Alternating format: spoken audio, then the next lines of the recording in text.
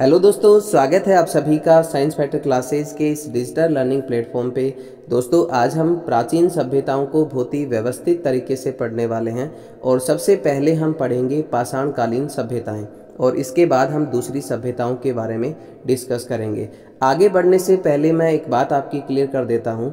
जब भी हम पाषाण काल को पढ़ते हैं तो इसके 3 भाग हम पढ़ते हैं। पाषाण काल की हम बात करें तो पाषाण काल को कितने भागों में डिवाइड किया गया है, पाषाण काल के कितने भाग हम पढ़ते हैं, ये 3 भाग हम पढ़ते हैं। पहला है आपका पूरा पाषाण काल, दूसरे की हम बात करें तो दूसरा है आपका मध्य पाषाण काल और तीसरा है आपका उत्तर पाषाण काल। पूरा पाषाण काल को निम्न पाषाण काल भी कहा जाता है। क्या कहते हैं इसको? निम्न पाषाण काल। तो पाषाण काल को कितने भागों में हम स्टडी करेंगे? 3 भागों में करेंगे, पूरा पाषाण काल या फिर निम्न पाषाण काल, दूसरा है आपका मध्य पाषाण काल और तीसरा है आपका उत्तर पाषाण काल। इन तीनों में भी हम सबसे पहले पूरा पाषाण काल को पढ़ेंगे। ये जो तीनों आप देख पा रहे हो अपनी स्क्रीन पे, इन तीनों में भी सबसे पहले हम किसकी स्टडी करेंगे? पूरा पाषाण काल या फिर निम्न पाषाण काल को सबसे पहले हम पढ़ेंगे और इसे भी 3 भागों में विभाजित किया गया है। पूरा पाषाण काल को कितने भागों में बांटा गया है? 3 भागों में बांटा गया और 3 भाग जो हैं वो कौन से हैं? एक है आपका पूर्व पूरा पाषाण काल और दूसरे की हम बात करें तो दूसरा है मध्य पूरा पाषाण काल। आप साथ साथ इनको नोट कर सकते हैं। दूसरा कौन सा है? मध्य पूरा पाषाण काल। तीसरा जो है वो आपका उत्तर पूरा पाषाण काल। तीसरा कौन सा है? उत्तर पूरा पाषाण काल। आज का जो अपना पहला क्वेश्चन है वो आपके सामने है। सर्वप्रथम राजस्थान में कहाँ से पूर्व पाषाण कालीन हस्त कुठार कुल्हाड़ी जो है वो खोज निकाली गई थी? ऑप्शन आपके सामने हैं, अलवर और टोंक, चित्तौड़ और भीलवाड़ा, जयपुर और इंदरगढ़, जोधपुर और सुनारी। जोधपुर और सुनारी। तो इस क्वेश्चन का जो राइट आंसर है वो होगा ऑप्शन नंबर सी, जयपुर और इंदरगढ़। ये जो अपना क्वेश्चन है जो आप अपनी स्क्रीन पे देख पा रहे हो, ये क्वेश्चन पूरा पाषाण काल को लेकर है। तो आज सबसे पहले हम पूरा पाषाण काल पढ़ने वाले हैं और इसमें भी सबसे पहले हम किसको पढ़ेंगे? पूर्व पूरा पाषाण काल को। किसको पढ़ेंगे? पूर्व पूरा पाषाण काल को आज हम इस क्लास में पढ़ने वाले हैं। तो याद रखें, जयपुर और इंदरगढ़ पूर्व पाषाण काल के ही स्थल हैं। यहाँ पे हम बात करें जयपुर और इंदरगढ़ की तो ये किस काल के स्थल माने जाते हैं या किस काल के स्थल हैं? तो ये हैं आपके पूर्व पाषाण काल के स्थल हैं। तो चलिए जयपुर और इंदरगढ़ की थोड़ी सी हम विस्तार से चर्चा कर लेते हैं। दोस्तों, बात करें जयपुर और इंदरगढ़ की तो एक गांव है जयपुर में, ढिंगारिया। वेरी इंपॉर्टेंट है। कौन सा गांव है? ढिंगारिया, जो कि जयपुर में पड़ता है। दूसरा है आपका इंदरगढ़, जो कि बूंदी में पड़ता है। इंदरगढ़ कहाँ पे है? बूंदी में, जहाँ पे बिजासन माता का मंदिर है इंदरगढ़ में। तो इंदरगढ़ आपका कहाँ पे पड़ता है? बूंदी में पड़ता है, जहाँ से सबसे पहले C.A. हैकेट के द्वारा, याद रखें आप इसको नोट कर सकते हैं, किसके द्वारा? C.A. हैकेट। C.A. हैकेट नाम के पुरातात्विक या पुरातात्विक वेदा थे। इन्होंने सबसे पहले यहाँ से हस्त कुठार जो है उसको खोज निकाला था। और कब खोज निकाला था? 1870 ईस्वी में। तो आप इसको नोट कर सकते हैं कि जयपुर और इंदरगढ़ जो है वो पूर्व पाषाण कालीन सभ्यता स्थल हैं, जहाँ से सबसे पहले C.A. हैकेट के द्वारा 1870 ईस्वी में हस्त कुठार या फिर कुल्हाड़ी को खोज निकाला गया था। कब निकाला गया था इसको? 1870 ईस्वी में। इसके अलावा 2 व्यक्ति और हैं जिन्होंने पूरा पाषाण कालीन उपकरणों को खोजा है और वो हैं आपके सेटनकार। वेरी इंपॉर्टेंट है। कौन से हैं दोस्तों? एक तो है आपका सेटनकार और दूसरे की हम बात करें तो दूसरा है आपका बी अल्चिन। दोनों ही नाम वेरी इंपॉर्टेंट हैं, बी अल्चिन। आप इनका स्क्रीनशॉट ले सकते हैं या फिर आप इनको नोट कर सकते हैं। एक आपका सेटनकार और दूसरा है आपका बी अल्चिन। जहाँ पे हम सेटनकार की बात करें तो इन्होंने झालावाड़ से पूर्व पाषाण कालीन उपकरणों को खोजा था या पाषाण कालीन उपकरणों को खोजा था। इसके अलावा बी अल्चिन जो है इन्होंने जालोर से, कहाँ पे? जालोर में पूरा पाषाण कालीन उपकरणों को खोज निकाला था। तो यहाँ पे सेटनकार की हम बात करें तो इन्होंने झालावाड़ से, जबकि बी अल्चिन की हम बात करें तो इन्होंने जालोर से पूरा पाषाण कालीन उपकरणों की खोज की थी। इसके अलावा वीरेंद्र नाथ मिश्र आरसी अग्रवाल, रतन चंद्र अग्रवाल, डॉक्टर विजय कुमार और हरीश चंद्र मिश्रा, इन्होंने भी पुरा पाषाणकालीन सभ्यताओं का उत्खनन किया है। आप इनको नोट कर सकते हैं। कौन कौन से नाम मैंने आपको बताए हैं, आरसी अग्रवाल, रतन चंद्र अग्रवाल, वीरेंद्र नाथ मिश्र, डॉक्टर विजय कुमार और हरीश चंद्र मिश्रा हैं। इन्होंने भी पुरा पाषाणकालीन सभ्यताओं का उत्खनन किया है या उत्खनन का कार्य इनके द्वारा भी किया गया है। तो ये नाम जो है वो वेरी इंपॉर्टेंट है। पुरा पाषाणकालीन स्थलों की उत्खनन का कार्य या फिर इनसे संबंधित व्यक्ति जो हैं वो कौन कौन से हैं, सेटनकार, बी आलचिन, इसके अलावा वीरेंद्र नाथ मिश्र, रतन चंद्र अग्रवाल, डॉक्टर विजय कुमार, हरीश चंद्र मिश्रा और आपका बी आलचिन सेटनकार। तो चलिए इसके अलावा हम यदि आपसे पूछा जाए भारतीय सर्वेक्षण विभाग की स्थापना, वेरी इंपॉर्टेंट है, भारतीय सर्वेक्षण विभाग की स्थापना, आप इसको नोट कर सकते हैं। भारतीय सर्वेक्षण विभाग, भारतीय सर्वेक्षण विभाग की जो स्थापना है वो की जाती है 1861 ईस्वी में। भारतीय सर्वेक्षण विभाग की स्थापना कब की जाती है, 1861 ईस्वी में। और इसकी स्थापना का जो श्रेय है या इसका जो प्रथम महानिदेशक है वो कौन होता है, अलेक्जेंडर कनिंघम, वेरी इंपॉर्टेंट है, काफ़ी बार एग्जाम में पूछा गया है। इसका प्रथम महानिदेशक जो है वो कौन होता है, अलेक्जेंडर कनिंघम। इसके पहले महानिदेशक कौन होते हैं, कनिंघम होते हैं, अलेक्जेंडर कनिंघम। इसकी स्थापना जो है वो कब की जाती है, 1861 ईस्वी में। लेकिन जब भारत आज़ाद हुआ 1947 ईस्वी में, उस समय भारतीय पुरातात्विक सर्वेक्षण विभाग के जो महानिदेशक हुए हैं वो हैं आपके मार्टिन व्हीलर। कौन है दोस्तों, मार्टिन व्हीलर, आप इसको नोट कर सकते हैं, मार्टिन व्हीलर। भारत जब आज़ाद हुआ था उस समय भारतीय पुरातत्व सर्वेक्षण विभाग के जो महानिदेशक थे वो कौन थे, मार्टिन व्हीलर। जबकि जब इसकी स्थापना 1861 में की गई थी उस समय इसके महानिदेशक जो थे वो कौन थे, अलेक्जेंडर कनिंघम। इसके अलावा आप याद रखें, राजस्थान में सबसे पहले पुरातात्विक स्थलों का जो सर्वेक्षण है वो किसके द्वारा किया जाता है, ACL कार्लाइल, वेरी इंपॉर्टेंट है। राजस्थान में सबसे पहले पुरातात्विक स्थलों का जो सर्वेक्षण का कार्य है वो किसके द्वारा किया जाता है, ACL कार्लाइल के द्वारा किया जाता है। ये भी काफ़ी इम्पोर्टेंट है, काफ़ी बार एग्जाम में पूछा गया। कब किया जाता है ये, 1871 ईस्वी में। चलिए बढ़ते हैं दूसरे अगले क्वेश्चन की ओर। इस प्रकार से अपना जो इस क्वेश्चन का राइट आंसर होगा वो क्या होगा, जयपुर और इंदरगढ़। बढ़ते हैं अगले क्वेश्चन की ओर। अगला क्वेश्चन ये रहा आपके सामने आपकी स्क्रीन पर, बहुत ही शानदार क्वेश्चन है। बूढ़ा पुष्कर, होकरा, जायल पुरा स्थल जो है वो किस काल से संबंधित है। ऑप्शन आपके सामने हैं, नव पाषाण काल से, पुरा पाषाण काल से, कांस्य काल से या फिर ताम्र पाषाण काल से। तो इस क्वेश्चन का राइट आंसर होगा पुरा पाषाण काल, ऑप्शन नंबर बी यहाँ पे बिल्कुल सत्य होगा। तो चलिए डिटेल से देखते हैं कि राजस्थान में पुरा पाषाण काल के कौन कौन से स्थल हैं। सबसे पहले हम बात करेंगे पूर्व या फिर निम्न पुरा पाषाण काल की। किसको पढ़ेंगे सबसे पहले हम, पूर्व या फिर जिसको हम क्या कहते हैं, निम्न पुरा पाषाण काल, निम्न पुरा पाषाण काल या फिर पूर्व पुरा पाषाण काल इसको कहा जाता है। इसके राजस्थान में जितने भी स्थल हैं, किसके, पूर्व पुरा पाषाण काल के जितने भी स्थल हैं वो मैं आपको बताने जा रहा हूं, आप इसे नोट कर सकते हैं। दोस्तों याद रखें, राजस्थान में या पूरे भारत में इस काल के जितने भी स्थल मिले हैं उन्हें हैंड एक्स कल्चर के नाम से जाना जाता है। किस काल के उपकरणों को हैंड एक्स कल्चर के या स्थलों को हैंड एक्स कल्चर के नाम से जाना जाता है, पूर्व पुरा पाषाण काल के जो स्थल हैं उन स्थलों को हम किस नाम से जानते हैं, हैंड एक्स कल्चर,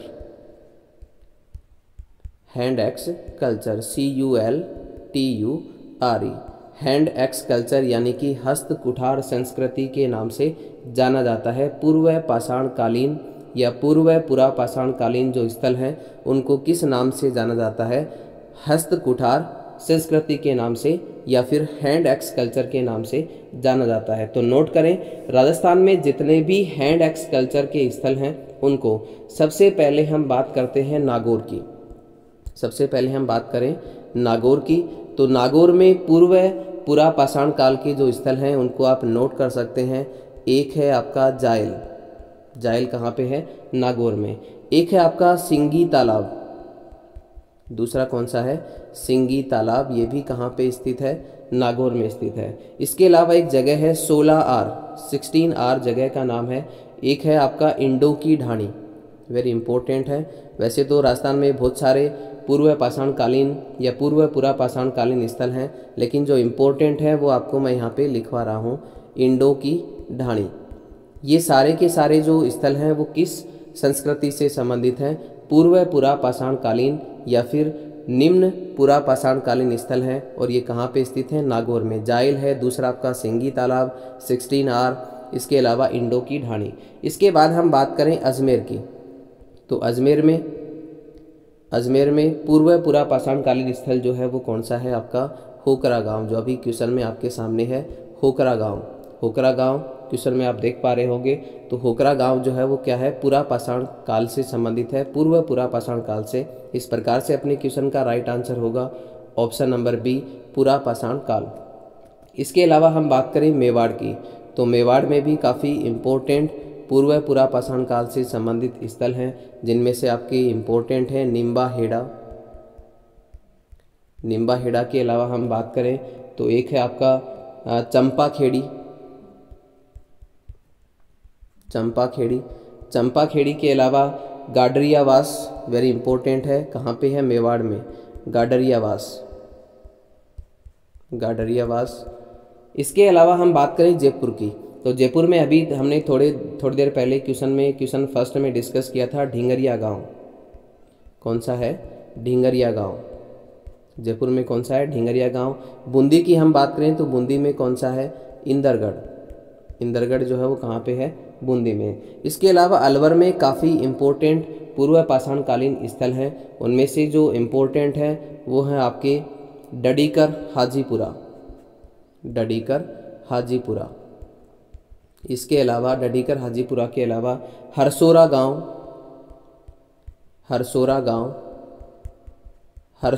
के अलावा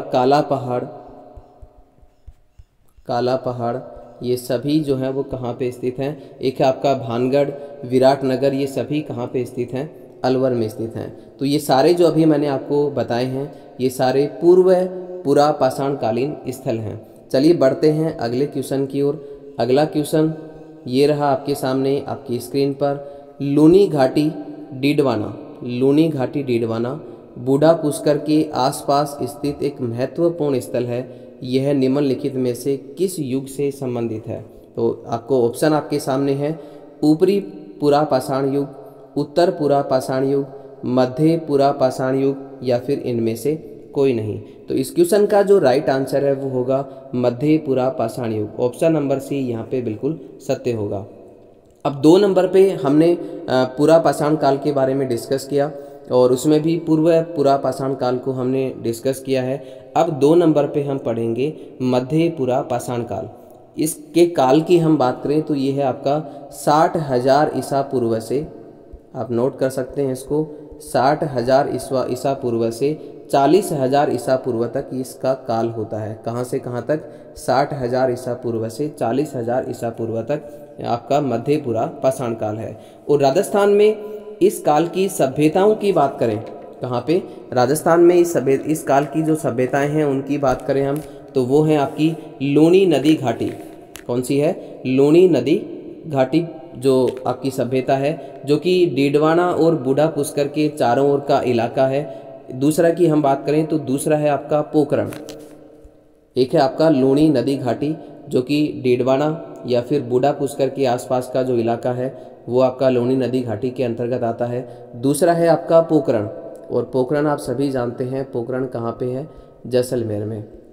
तीसरा है आपका जाइल, तो जाइल के बारे में थोड़ी देर पहले हमने डिस्कस किया था, पूर्व पुरा पाषाण कालीन स्थल है, लेकिन ये यहाँ पर मध्य पुरा पाषाण काल के जो अवशेष हैं वो भी यहाँ से मिले हैं, तो इसलिए जाइल जो है नागौर में पड़ता है, ये भी मध्य पुरा पाषाण काल में आता है, इसके भी अवशेष यहाँ पे मिले हैं। एक है आपका सुजानगढ़, एक कौन सा है, सुजानगढ़। दूसरा आपका जाइल, पोखरण और लूनी नदी घाटी सभ्यता स्थल।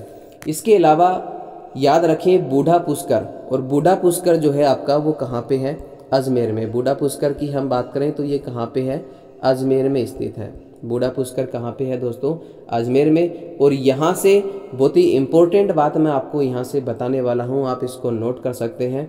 बूढ़ा पुष्कर कहाँ पे है? अजमेर में। और यहाँ से मध्य पुरा पाषाण, उत्तर पुरा पाषाण और मध्य पाषाण तीनों के अवशेष जो है वो यहाँ से प्राप्त हुए हैं। कहाँ से प्राप्त हुए हैं? बूढ़ा पुष्कर से। एक बार दोबारा आप इसको दोबारा मैं आपको यहाँ पे बताता हूँ कौन कौन से सभ्यताओं के अवशेष या कौन कौन से काल के अवशेष यहाँ से बूढ़ा पुष्कर से प्राप्त हुए हैं, अजमेर से प्राप्त हुए हैं। वो है आपका, एक है आपका मध्य पुरा पाषाण। कौन सा है? मध्य पुरा पाषाण। एक है आपका उत्तर पुरा पाषाण और तीसरा है आपका मध्य पाषाण। तीनों के अवशेष जो हैं वो कहाँ से मिले हैं? बूढ़ा पुष्कर से प्राप्त हुए हैं। इस प्रकार से इस क्वेश्चन का जो राइट आंसर है वो होगा आपका ऑप्शन नंबर सी, मध्य पुरा पाषाण युग। चलिए बढ़ते हैं अगले क्वेश्चन की ओर। अगला क्वेश्चन ये रहा आपके सामने, बहुत ही शानदार क्वेश्चन आपके सामने है। बागोर सभ्यता किस नदी के किनारे स्थित है? बहुत ही गजब का क्वेश्चन है दोस्तों, पूरे डिटेल से हम इसकी चर्चा करेंगे। बागोर सभ्यता है वो किस नदी के किनारे है? वैसे तो आप सभी इसका उत्तर जो है वो जानते होंगे। ऑप्शन आपके सामने है, साबी नदी, कोठारी नदी, काटली नदी और घग्गर नदी। बागोर सभ्यता की हम बात करें तो ये कहाँ पे है? भीलवाड़ा में है। और किस नदी के किनारे है? कोठारी नदी के किनारे है। किस नदी के किनारे है? कोठारी नदी के किनारे। तो सबसे पहले हम राजस्थान में उन स्थलों की चर्चा करेंगे जो मध्य पाषाण कालीन है। फिलहाल हम कौन सा काल पढ़ रहे हैं? मध्य पाषाण काल पढ़ रहे हैं। तो उन स्थलों की चर्चा करेंगे राजस्थान में जो मध्य पाषाण कालीन है।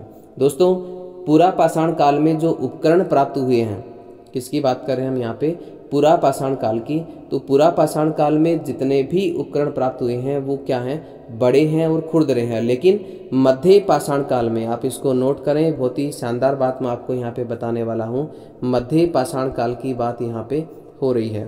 तो मध्य पाषाण काल में जो भी उपकरण आपको यहाँ पे प्राप्त हुए हैं वो उपकरण क्या थे? छोटे थे। और छोटे के लिए हम किस शब्द का उपयोग करते हैं? लघु शब्द का उपयोग करते हैं या लघु शब्द काम में लेते हैं। तो याद रखें, मध्य पाषाण काल से लघु पाषाण उपकरण मिले हैं। कैसे उपकरण मिले हैं? लघु पाषाण उपकरण जो हैं, लघु पाषाण उपकरण जो हैं वो कहाँ से मिले हैं? आपको मध्य पाषाण काल से मिले हैं। अर्थात मध्य पाषाण काल की सबसे मुख्य विशेषता जो है वो क्या है? आपकी लघु पाषाण उपकरण। वेरी इंपॉर्टेंट, बहुत ही शानदार बात मैंने आपको यहाँ पे बताई है। मध्य पाषाण काल की सबसे मुख्य विशेषता जो है वो क्या है? लघु पाषाण उपकरण।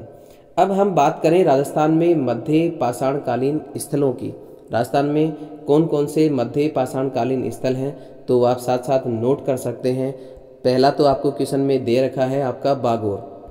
पहला कौन सा है? बागोर। और ये बागोर कहाँ पे है? भीलवाड़ा में। किस नदी के किनारे है?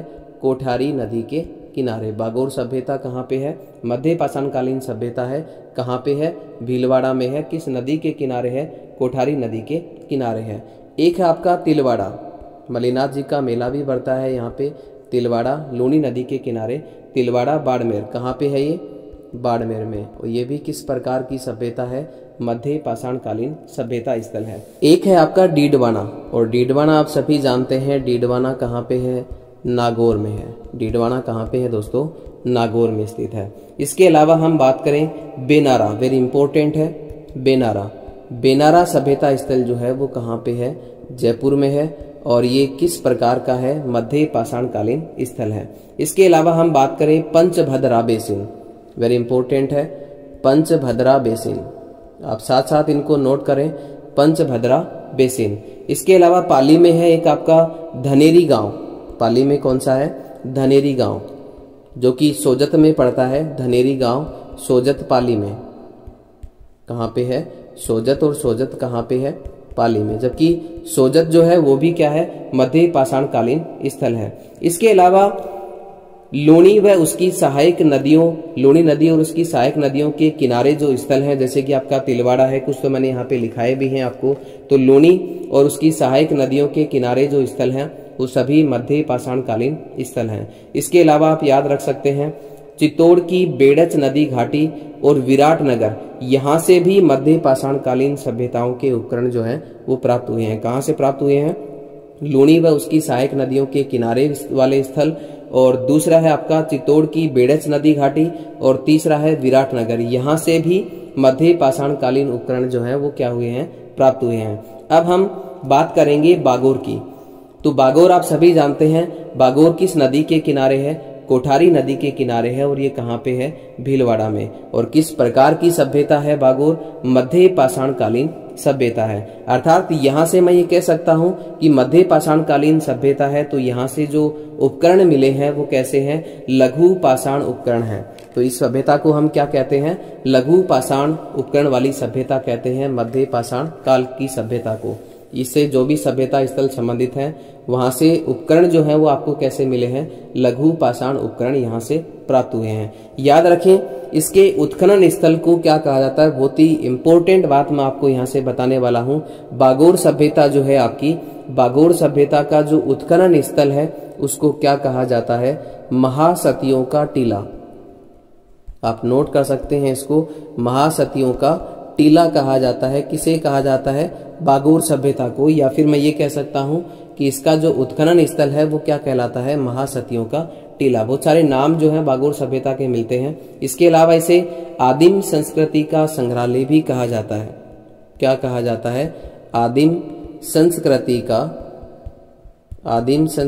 का संग्रहालय कहा जाता है। किसे, बागोर सभ्यता को क्या कहा जाता है, इसे आदिम संस्कृति का संग्रहालय।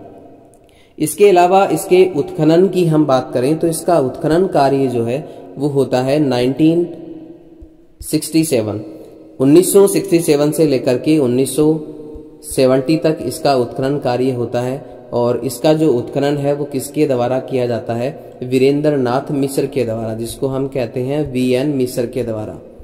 और इनके सहयोगी के रूप में काम करते हैं LS लेस्निक, वेरी इंपॉर्टेंट है, LS लेस्निक, दोनों ही काफी इंपॉर्टेंट हैं। LS लेस्निक दोनों के द्वारा, VN मिश्र और दूसरा है आपका LS लेस्निक, दोनों के द्वारा बागोर सभ्यता के उत्खनन का कार्य किया जाता है। कब किया जाता है, 1967 से 1970 ईस्वी तक। यहाँ से प्राचीन पशुपालन के अवशेष भी मिले हैं, वेरी इंपॉर्टेंट है। प्राचीन भारत में प्राचीन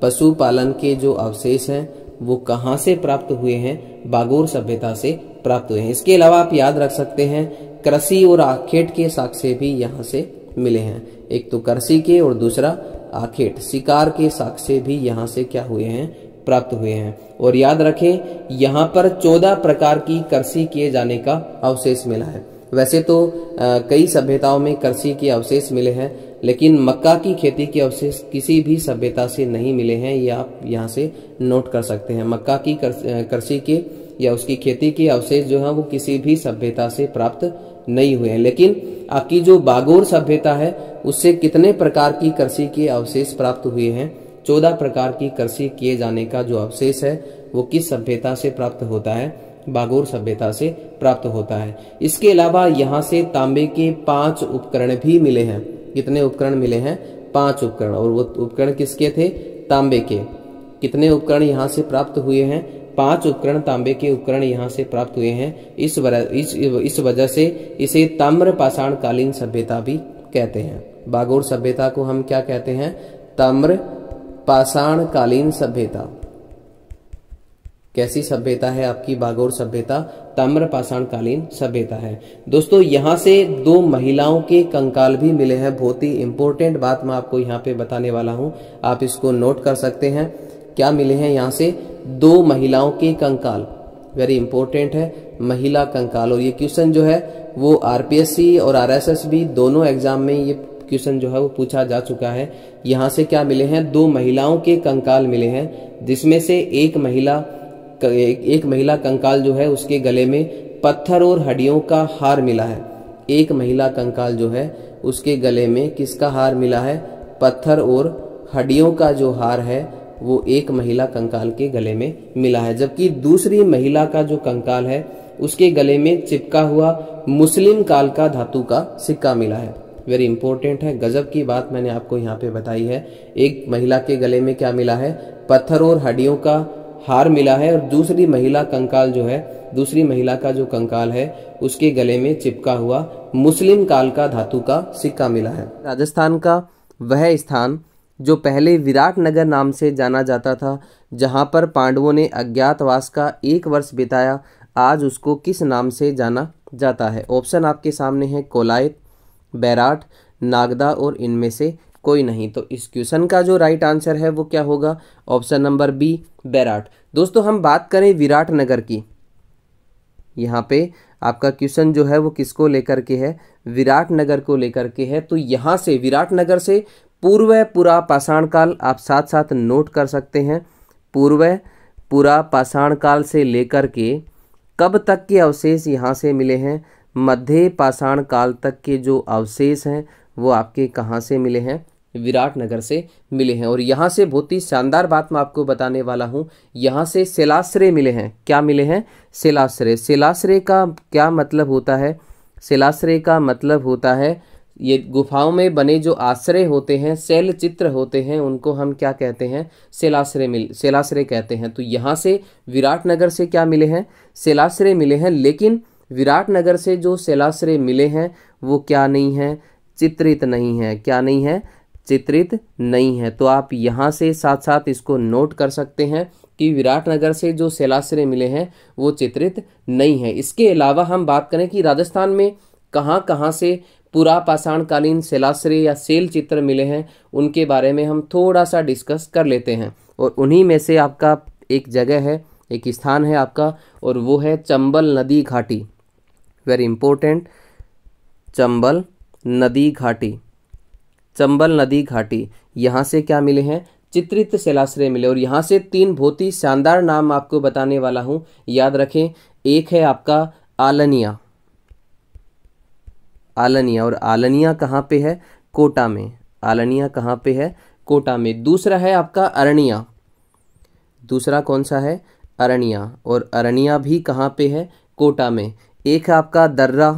दर्रा अभयारण्य भी है, आप याद रखें, और ये भी कहाँ पे है? कोटा में। तो चंबल नदी घाटी का जो क्षेत्र है वहाँ से शिलाश्रय मिले हैं, चित्रित शिलाश्रय मिले हैं। वो जगह के नाम आपके कौन कौन से हैं? आलनिया, कोटा, अरनिया और दर्रा। ये सभी कहाँ पे हैं? कोटा में है। और ये तीनों ही किससे संबंधित है? चंबल नदी घाटी से संबंधित है, जहाँ से चित्रित शिलाश्रय या शैल चित्र मिले हैं। और यहाँ से जो शैल चित्र मिले हैं वो पुरा पाषाण काल के हैं। किस काल के हैं?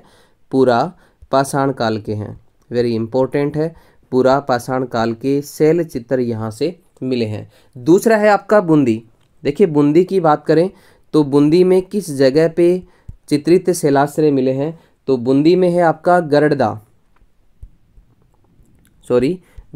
जगह जो है, या गरदड़ा नामक स्थान है, जो कि छाजा नदी के किनारे है। किस नदी के किनारे है ये? छाजा नदी के किनारे। यहाँ से भी पुरा पाषाणकालीन स्थल मिले हैं। वेरी इंपॉर्टेंट है, बूंदी का गरदड़ा नामक स्थान, जहाँ से पुरा पाषाणकालीन शैल चित्र मिले हैं या फिर शिलाश्रय मिले हैं। और ये किस नदी के किनारे है? ये है आपका छाजा नदी के किनारे।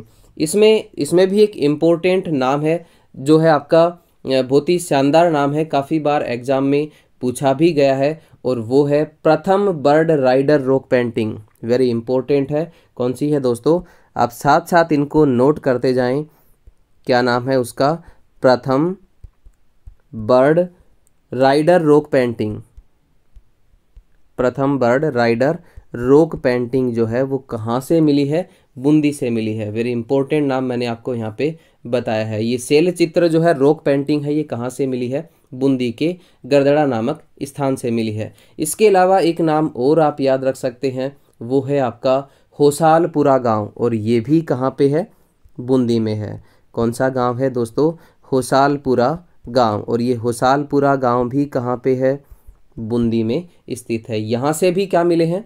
चित्रित शिलाश्रय या चित्रित शैल चित्र मिले हैं। रॉक पेंटिंग मिली है, चट्टानों पे चित्र मिले हैं, उनको हम क्या कहते हैं? शिलाश्रय कहते हैं या फिर शैल चित्र कहते हैं। इसके अलावा हम सीकर की बात करें तो देखिए सीकर में कौन कौन सी जगह पर पुरा पाषाणकालीन या चित्रित शिलाश्रय मिले हैं या फिर शैल चित्र मिले हैं? तो सीकर में आपके 2 नाम बहुत ही इम्पोर्टेंट हैं। एक है आपका सोहनपुरा, एक है सोहनपुरा और दूसरा है अजीतगढ़। दूसरा कौन सा है? अजीतगढ़। दोनों जगह से पुरापाषाण कालीन चित्रित शिलाश्रय मिले हैं। जबकि झुंझुनू की हम बात करें तो झुंझुनू में कौन सा है? गुढ़ागोड़ जी। गुढ़ागोड़ जी, यहाँ से भी क्या मिले हैं? पुरापाषाण कालीन चित्रित शिलाश्रय या शैल चित्र मिले हैं। अलवर में भी बहुत ही काफ़ी इम्पोर्टेंट जगह के नाम मैं आपको यहाँ पे बताता हूँ। अलवर की हम बात करें तो एक है आपका डडीकर हाजीपुरा। इसके अलावा हरसोरा,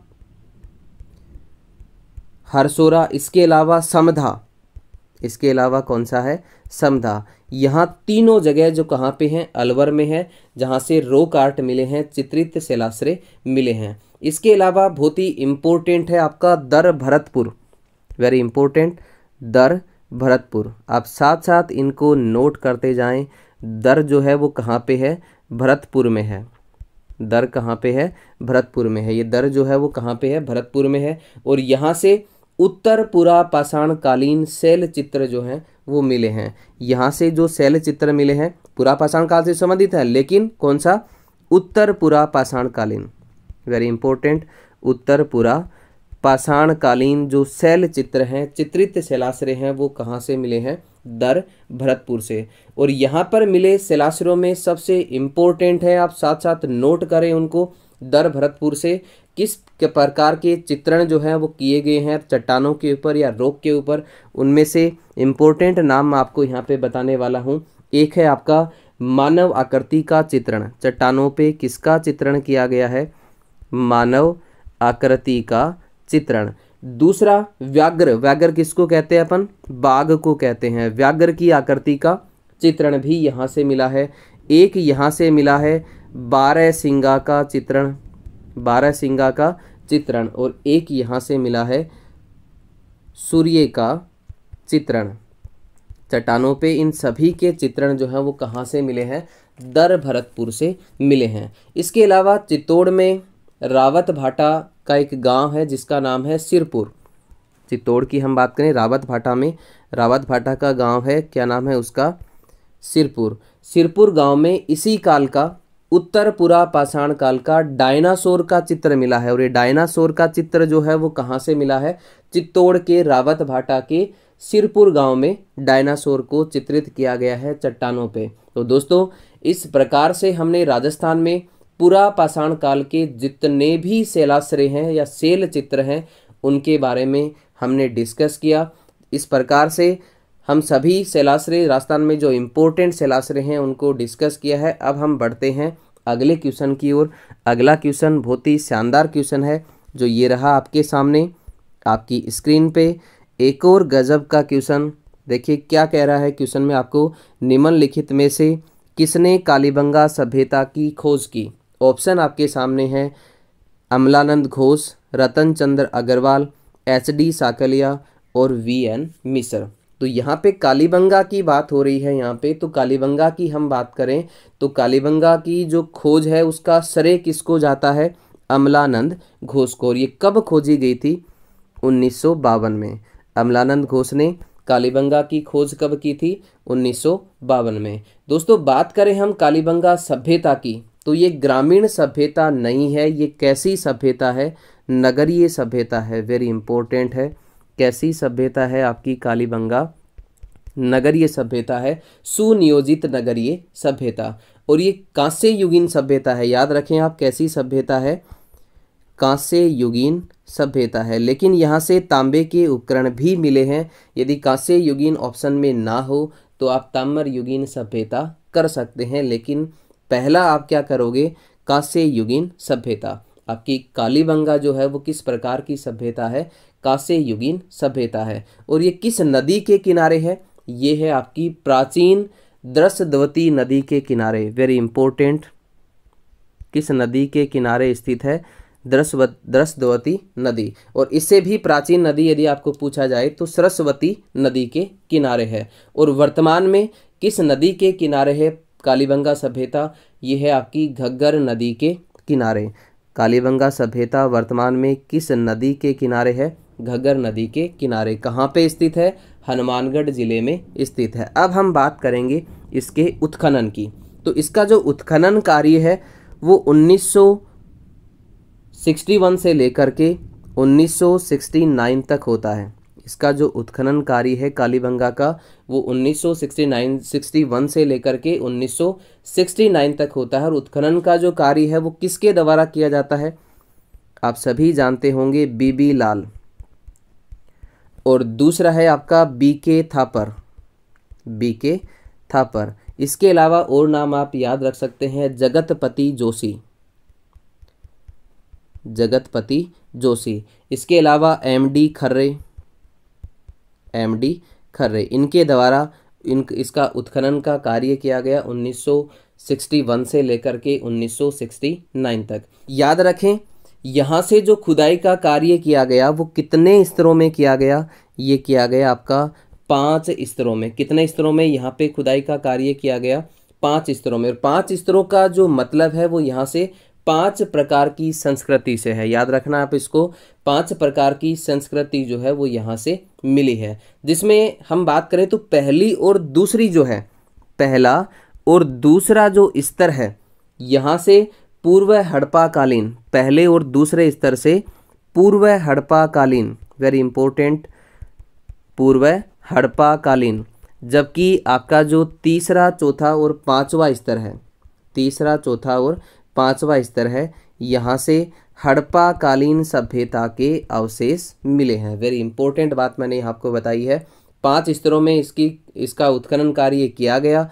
पहला और 5 स्तरों का मतलब क्या है, 5 स्तरों का मतलब है 5 प्रकार की संस्कृति यहाँ से मिली है। जिसमें पहला और दूसरा स्तर जो है वो पूर्व हड़प्पा कालीन, जबकि तीसरा, चौथा और पांचवा स्तर जो है वो क्या है, हड़प्पा कालीन संस्कृति के अवशेष यहाँ से मिले हैं। यहाँ से जुते हुए खेत के साक्ष्य भी मिले हैं और एक ही खेत में 2 फसल उगाने के जो अवशेष हैं वो आपके कालीबंगा से प्राप्त हुए हैं। क्या मिले हैं यहाँ से, जुते हुए खेत के प्रमाण। जुते खेत के प्रमाण कहाँ से मिले हैं, कालीबंगा से। जबकि एक ही खेत में कितनी फसलें, 2 फसलें, गेहूं और जौ, 2 फसलें एक साथ उगाने के साक्ष्य कहाँ से मिले हैं, कालीबंगा से मिले हैं। बहुत ही शानदार बात मैं आपको यहाँ पे बताने वाला हूँ। यहाँ से एक बच्चे के कंकाल की खोपड़ी मिली है, वेरी इंपॉर्टेंट है, आप इसको नोट करें।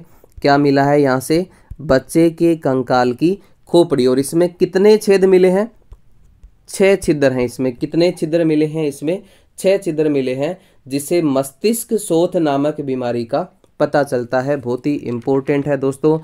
बच्चे के कंकाल की खोपड़ी जो है वो कहाँ से मिली है, कालीबंगा से मिली है। और इसमें कितने छेद हैं, 6 छेद हैं, जिसमें मस्तिष्क शोथ नामक बीमारी का पता चलता है। कौन सी बीमारी का, मस्तिष्क शोथ बीमारी का पता यहाँ से चलता है। इस प्रकार से इस क्वेश्चन का जो राइट आंसर है वो होगा ऑप्शन ए, अमलानंद घोष। बढ़ते हैं अगले क्वेश्चन की ओर। अगला क्वेश्चन ये रहा आपके सामने आपकी स्क्रीन पर। एक और शानदार क्वेश्चन, कालीबंगा वर्तमान हनुमानगढ़ जिले में है, ये किस नदी के कांठे में स्थित है। अभी हमने डिस्कस किया कि कालीबंगा जो है वो किस नदी के किनारे है, तो ये है आपकी घग्गर नदी के किनारे। और पुराना नाम क्या है इसका, पुराना नाम है इसका दृश्यद्वती नदी। और इससे भी पुराना यदि आपसे पूछा जाए तो क्या होगा इसका नाम, सरस्वती नदी। वेरी इंपॉर्टेंट है, आप यहाँ से इसको नोट कर सकते हैं। चलिए बढ़ते हैं अगले क्वेश्चन की ओर। अगला क्वेश्चन ये रहा आपके सामने, एक और गजब का क्वेश्चन। कालीबंगा के संदर्भ में निम्नलिखित में से कौन सा कथन सत्य नहीं है। देखिए कौन सा कथन जो है वो कालीबंगा के संदर्भ में सत्य नहीं है, ये आपको पूछा गया है। नहीं पे आपको ज़्यादा ध्यान देना है। ऑप्शन आपके सामने है, यहाँ उत्खनन कार्य से हड़प्पा एवं पूर्व हड़प्पा कालीन सभ्यता के अवशेष मिले हैं। अभी हमने डिस्कस किया, ये बात बिल्कुल सत्य है। दूसरा आपको क्या दिया है, कालीबंगा की सभ्यता आहड़ नदी के किनारे स्थित है, तो ये यहाँ पे क्या होगा, गलत होगा। ये आहड़ नदी के किनारे नहीं है। किस नदी के किनारे है, घग्गर नदी के किनारे स्थित है। तीसरा हम देखें तो ये हनुमानगढ़ जिले में है, ये बात भी बिल्कुल यहाँ पे क्या है, सत्य है। और ये ग्रामीण सभ्यता नहीं है, कैसी सभ्यता है, नगरीय सभ्यता है। ये बात भी यहाँ पे बिल्कुल सत्य है। तो इस प्रकार से इस क्वेश्चन का राइट आंसर होगा ऑप्शन नंबर बी। कालीबंगा किस नदी के किनारे है? घग्गर के किनारे है, ना कि आहड़ नदी के किनारे। चलिए बढ़ते हैं अगले क्वेश्चन की ओर। अगला क्वेश्चन ये रहा आपके सामने, आपकी स्क्रीन पर एक और ज़बरदस्त क्वेश्चन। सिंधु सभ्यता के किस स्थल से जुते हुए खेत के प्रमाण मिले हैं? अभी हमने डिस्कस किया है इसके बारे में, जुते हुए खेत के प्रमाण या फिर एक ही खेत में दो फसलें एक साथ उगाने के प्रमाण कहाँ से मिले हैं? तो वो मिले हैं आपके कालीबंगा। ऑप्शन डी यहाँ पे बिल्कुल सत्य होगा। दोस्तों याद रखें, कालीबंगा को हड़प्पा की या फिर सिंधु सभ्यता की, एक ही बात है, या तो हड़प्पा की या फिर सिंधु सभ्यता की तीसरी राजधानी कहा जाता है। वेरी इंपॉर्टेंट, क्या कहा जाता है? हड़प्पा सभ्यता या फिर सिंधु सभ्यता की तीसरी राजधानी किसे कहा जाता है? कालीबंगा को कहा जाता है। और ये किसके द्वारा कहा गया? दशरथ शर्मा के द्वारा। वेरी इंपॉर्टेंट, दशरथ शर्मा ने, किसके द्वारा कहा गया है? दशरथ शर्मा के द्वारा। आगे हम बात करें कि कालीबंगा से और क्या क्या यहाँ से मिला है, कौन कौन से चीज़ें यहाँ से मिली हैं, किसके अवशेष यहाँ से कालीबंगा से प्राप्त हुए हैं, तो आप साथ साथ उनको नोट करें। एक है आपका हाथी दांत का कंघा, काफ़ी बार पूछा गया है ये क्वेश्चन भी। हाथी दांत का जो कंघा है वो कहाँ से मिला है? कालीबंगा से मिला है। एक यहाँ से मिला है वृषभ, वृषभ मतलब बैल, वृषभ मतलब बैल की तांबे की प्रतिकृति, बैल की तांबे की जो प्रतिकृति है वो कहाँ से मिली है? कालीबंगा से मिली है। एक यहाँ से मिला है मिट्टी की चूड़ियाँ, ये क्वेश्चन भी काफ़ी बार पूछा गया है, वेरी इंपॉर्टेंट है। मिट्टी की जो चूड़ियाँ हैं वो कहाँ से मिली हैं?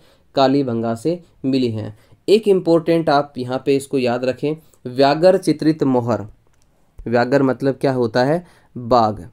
व्याघ्र चित्रित मोहर जो है वो कहाँ से मिली है? कालीबंगा से मिली है। लेकिन ऐसी ही मोहर, व्याघ्र चित्रित मोहर की बात मैं यहाँ पे कर रहा हूँ, ऐसी ही मोहर जो है वो सर्वप्रथम कहाँ मिली? राजस्थान में। तो याद रखें, बीकानेर में एक सभ्यता स्थल है सोनथी, वेरी इंपॉर्टेंट। ये व्याघ्र चित्रित मोहर जो है वो कालीबंगा में मिली है, लेकिन राजस्थान में सर्वप्रथम यदि हम व्याघ्र चित्रित मोहर की बात करें तो ये कहाँ पे मिलती है? बीकानेर में सभ्यता स्थल जिसका नाम है सोनथी, यहाँ से ये व्याघ्र चित्रित मोहर सबसे पहले मिली है। इसके अलावा 7 अग्नि वेदिकाएं, 7 अग्नि वेदिकाएं या फिर हवन कुंड जो है वो कहाँ से मिले हैं? 7 हवन कुंड कहाँ से मिले हैं? कालीबंगा से मिले हैं। स्वास्तिक का चिन्ह, स्वास्तिक का चिन्ह आप सभी जानते हैं, स्वास्तिक का चिन्ह, और ये स्वास्तिक का चिन्ह जो है वो कहाँ से मिला है? ये स्वास्तिक का चिन्ह भी कहाँ से मिला है दोस्तों? कालीबंगा से मिला है। लेकिन याद रखें, राजस्थान में 2 ही सभ्यताएं ऐसी हैं जहाँ से स्वास्तिक का चिन्ह मिला है। एक हो गई आपकी कालीबंगा और दूसरी है आपकी बैराठ। वेरी इंपॉर्टेंट, राजस्थान में 2 ही सभ्यता स्थलों से क्या मिला है? स्वास्तिक का चिन्ह मिला है। वो एक हो गई आपकी कालीबंगा और दूसरी है आपकी बैराठ। और यहाँ से आगे हम बात करें और क्या मिला है यहाँ से, तो यहाँ से मेसोपोटामिया जैसी बेलनाकार मोहर मिली है, वेरी इंपॉर्टेंट, बेलनाकार मोहर। और ये मोहर कैसी है? मेसोपोटामिया के जैसी या उसी के समान, जैसी मेसोपोटामिया में मिली है वैसी ही बेलनाकार मोहर जो है वो कहाँ से मिली है? कालीबंगा से मिली है। इसका मतलब यहाँ से मेसोपोटामिया व्यापार होता था या फिर इस प्रकार के संकेत जो हैं, अवशेष जो हैं वो यहाँ से मिले हैं। एक आप याद रखें, यहाँ से भूकंप के अवशेष भी मिले हैं। कहाँ से मिले हैं भूकंप के अवशेष? कालीबंगा से। यहाँ से मृद भांड या फिर जिनको हम मृद पात्र कहते हैं, पोट्री कहते हैं, वो भी यहाँ से मिले हैं। और ये जो मृद भांड मिले हैं कालीबंगा से, ये कैसे रंग के हैं? वेरी इंपॉर्टेंट है, काफ़ी बार एग्जाम में पूछा गया है। कैसा धरातल है इनका? लाल धरातल वाले मृद भांड मिले हैं। कहाँ से मिले हैं?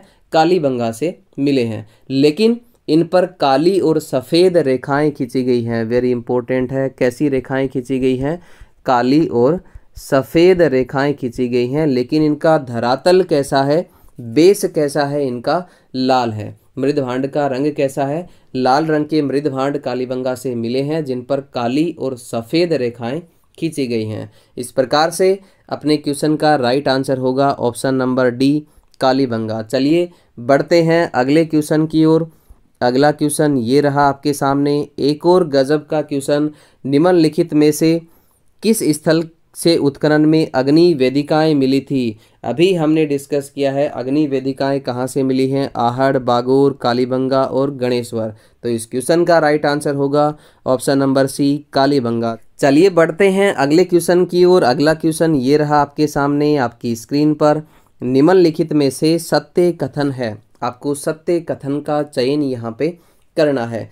ऑप्शन आपके सामने है, लूणी नदी के किनारे स्थित स्थल बागोर से पशुपालन के अवशेष प्राप्त हुए हैं। तो क्या ये कथन सत्य है? नहीं, ये कथन जो है वो बिल्कुल क्या है, गलत है। क्योंकि बागोर सभ्यता जो कि भीलवाड़ा में है, ये लूणी नदी के किनारे नहीं है। किस नदी के किनारे है आप जानते हैं, कोठारी नदी के किनारे। बागोर सभ्यता किस नदी के किनारे है, लूणी के किनारे नहीं है, कोठारी नदी के किनारे। इस प्रकार से ऑप्शन ए अपना क्या होता है, गलत होता है।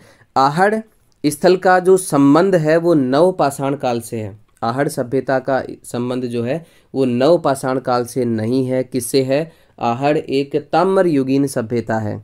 कैसी सभ्यता है आपकी आहड़? ताम्रयुगीन सभ्यता है। इस प्रकार से ऑप्शन बी भी क्या होता है, रॉन्ग होता है, गलत होता है।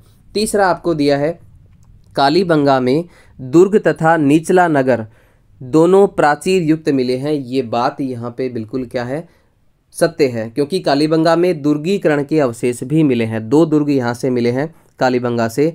तो यहाँ से ऑप्शन सी जो है वो अपना बिल्कुल सत्य होगा। चलिए इसके अलावा हम बात करें बागोर सभ्यता की।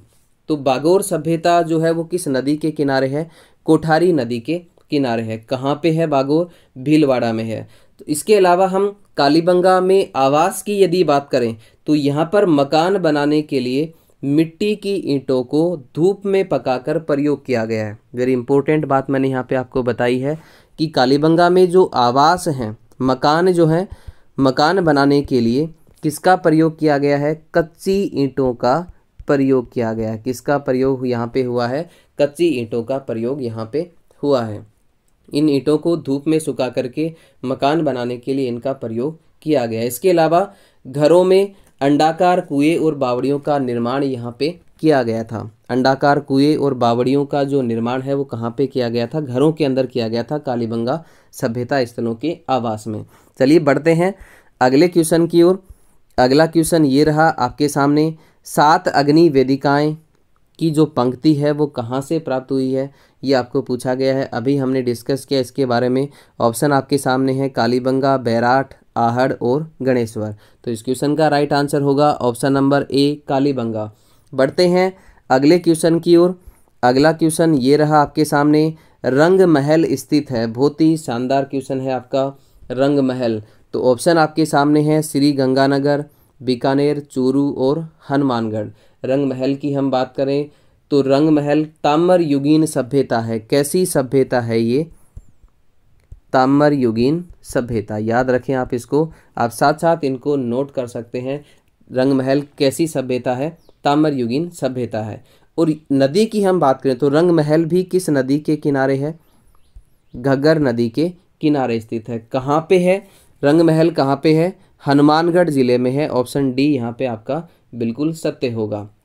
उत्खनन की हम बात करें तो इसका जो उत्खनन कार्य है वो 1952 से लेकर के 1952 से लेकर के 1954 तक इसका उत्खनन कार्य किया जाता है। और इसका उत्खनन जो है वो किसके निर्देशन में होता है? डॉक्टर हन्ना रीड, एक महिला हैं डॉक्टर हन्ना रीड, स्वीडन की महिला हैं डॉक्टर हन्ना रीड। इनके द्वारा इस सभ्यता का उत्खनन कार्य किया जाता है 1952 से लेकर के 1954 तक। और याद रखें ये एक ऐसी सभ्यता है जो 3 बार बसी और 3 बार उजड़ी। यहाँ पर मिले अवशेषों की हम बात करें तो देखिए क्या क्या रंग महल सभ्यता से मिला है। यहाँ से मृद पात्र मिले हैं, मृद भांड मिले हैं या फिर पोटरी मिली है। यहाँ से जो मृद पात्र मिले हैं वो खुरदरे, मोटे और चाक पर बनाए जाते थे। और इनके रंगों की हम बात करें तो कैसे रंग का प्रयोग यहाँ इनमें किया गया है? गहरे लाल रंग का प्रयोग। कैसे रंग का प्रयोग किया गया है? गहरे लाल रंग का प्रयोग यहाँ से प्राप्त मृद भांडों में किया गया है। और इसके अलावा साथ ही गुलाबी और हल्के पीले रंग का प्रयोग भी किया गया है। गुलाबी और हल्के पीले रंग का प्रयोग यहाँ से इन मर्द भांडों के ऊपर किया गया है। यहाँ से वेरी इंपॉर्टेंट बात मैं आपको बताने वाला हूँ, आप इसे नोट करें। यहाँ से गांधार शैली की मिट्टी की मूर्तियाँ मिली हैं, बहुत ही शानदार मूर्तियाँ यहाँ से मिली हैं। और किस शैली की हैं ये? गांधार शैली की मिट्टी की मूर्तियाँ हैं, जिनमें से इम्पोर्टेंट मूर्ति आपकी दो मूर्तियाँ यहाँ से मिली हैं। एक है गुरु और शिष्य की मूर्ति। क्या मिला है? कैसी मूर्तियाँ मिली है मिट्टी की जो कि गांधार शैली की हैं? गुरु और शिष्य की मूर्ति। और दूसरी मिली है भिक्षु और भिक्षुणी की मूर्ति, जो कि मिट्टी की मूर्तियाँ हैं। भिक्षु और भिक्षुणी की मूर्ति, दूसरा गुरु और शिष्य की मूर्ति। इसके अलावा यहाँ से कुषाण कालीन तांबे की मुद्राएं और मूर्तियाँ भी यहाँ से मिली हैं।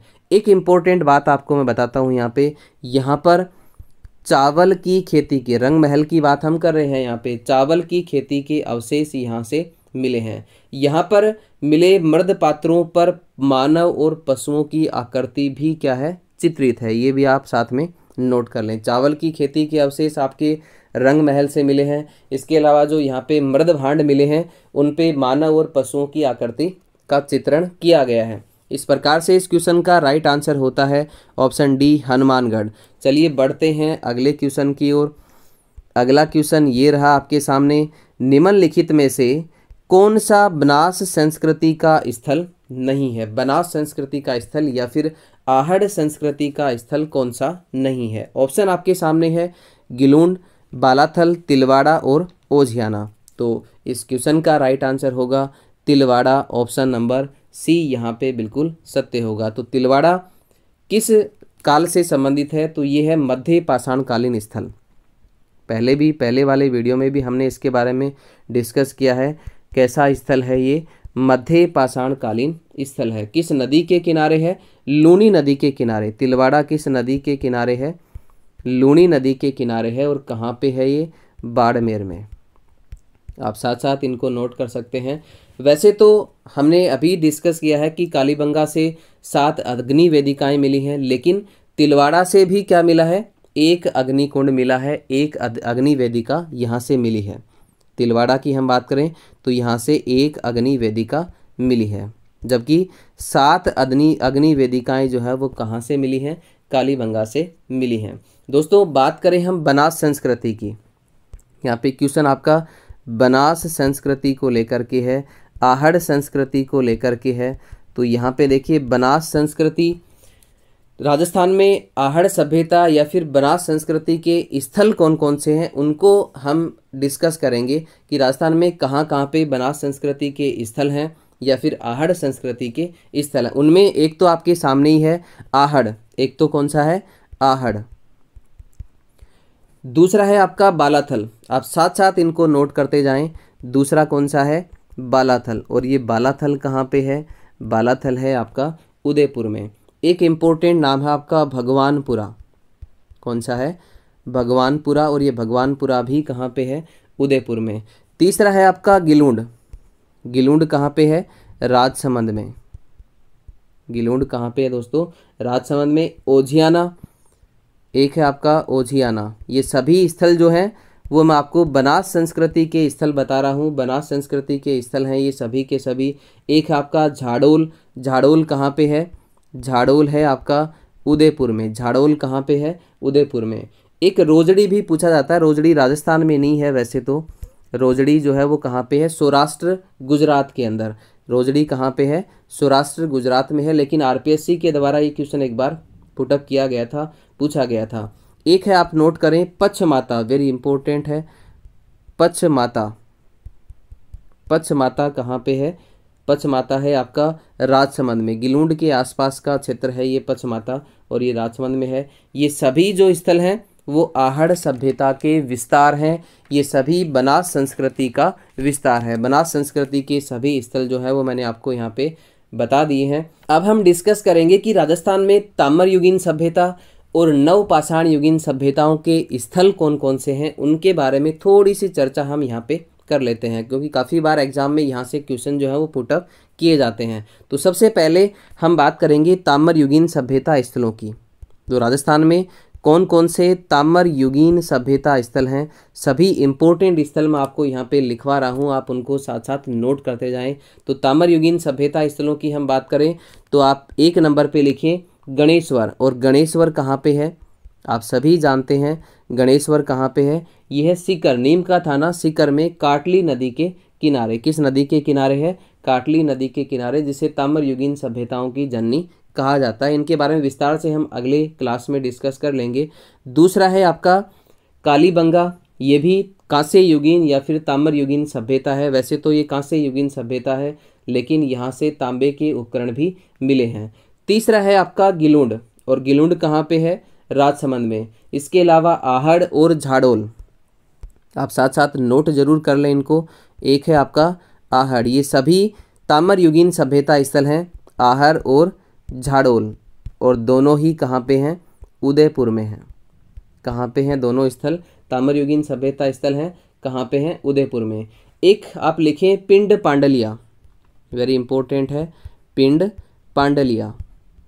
और ये पिंड पांडलिया कहाँ पे है, ये है आपका चित्तौड़गढ़ में। एक है आपका कुराड़ा, कुराड़ा कहाँ पे है, नागौर में। बीकानेर में भी 2 ताम्रयुगीन सभ्यता स्थल हैं, एक है आपका साबनिया और दूसरा है आपका पूगल। ये दोनों ही कहाँ पे हैं, ये हैं आपके बीकानेर में।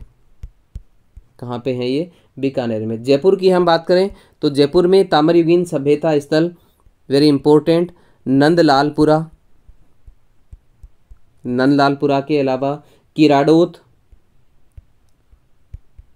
किराड़ोत बहुत बार पूछे गए हैं क्वेश्चन, नंदलालपुरा, किराड़ोत। और एक है आपका चिथवाड़ी, एक कौन सा है, चिथवाड़ी। ये भी कैसे स्थल हैं, ताम्रयुगीन सभ्यता स्थल हैं। कहाँ पे है ये, जयपुर में। जालोर की हम बात करें तो जालोर में है एलाना, एलाना कहाँ पे है, जालोर में, ताम्रयुगीन सभ्यता स्थल है। और इसके अलावा बूढ़ा पुष्कर की हम पहले बात कर चुके हैं, बूढ़ा पुष्कर कहाँ पे है, अजमेर में, ये भी ताम्रयुगीन सभ्यता है। कोटा की हम बात करें तो कोटा में है माहोली, कोटा में कौन सा है, माहोली। माहोली कहाँ पे है, कोटा में है। इसके अलावा मलाह की हम बात करें, इसके अलावा मलाह की हम बात करें तो मलाह जो है वो कहाँ पे है, मलाह है आपका भरतपुर में। मलाह कहाँ पे है दोस्तों, भरतपुर के अंदर। इसके अलावा अब हम नवपाषाण या फिर उत्तर पाषाण सभ्यता स्थलों के बारे में डिस्कस करेंगे कि राजस्थान में नवपाषाण काल या फिर उत्तर पाषाण काल के सभ्यता स्थल जो हैं वो कौन कौन से यहाँ पे खोजे गए हैं और कौन कौन से सभ्यता स्थल राजस्थान में हैं। तो चलिए पहला आप नोट करें, भैंसरोडगढ़। कौन से स्थल की हम बात करें यहाँ पे, उत्तर पाषाण काल या फिर नवपाषाण काल के सभ्यता स्थलों की बात हम यहाँ पे कर रहे हैं।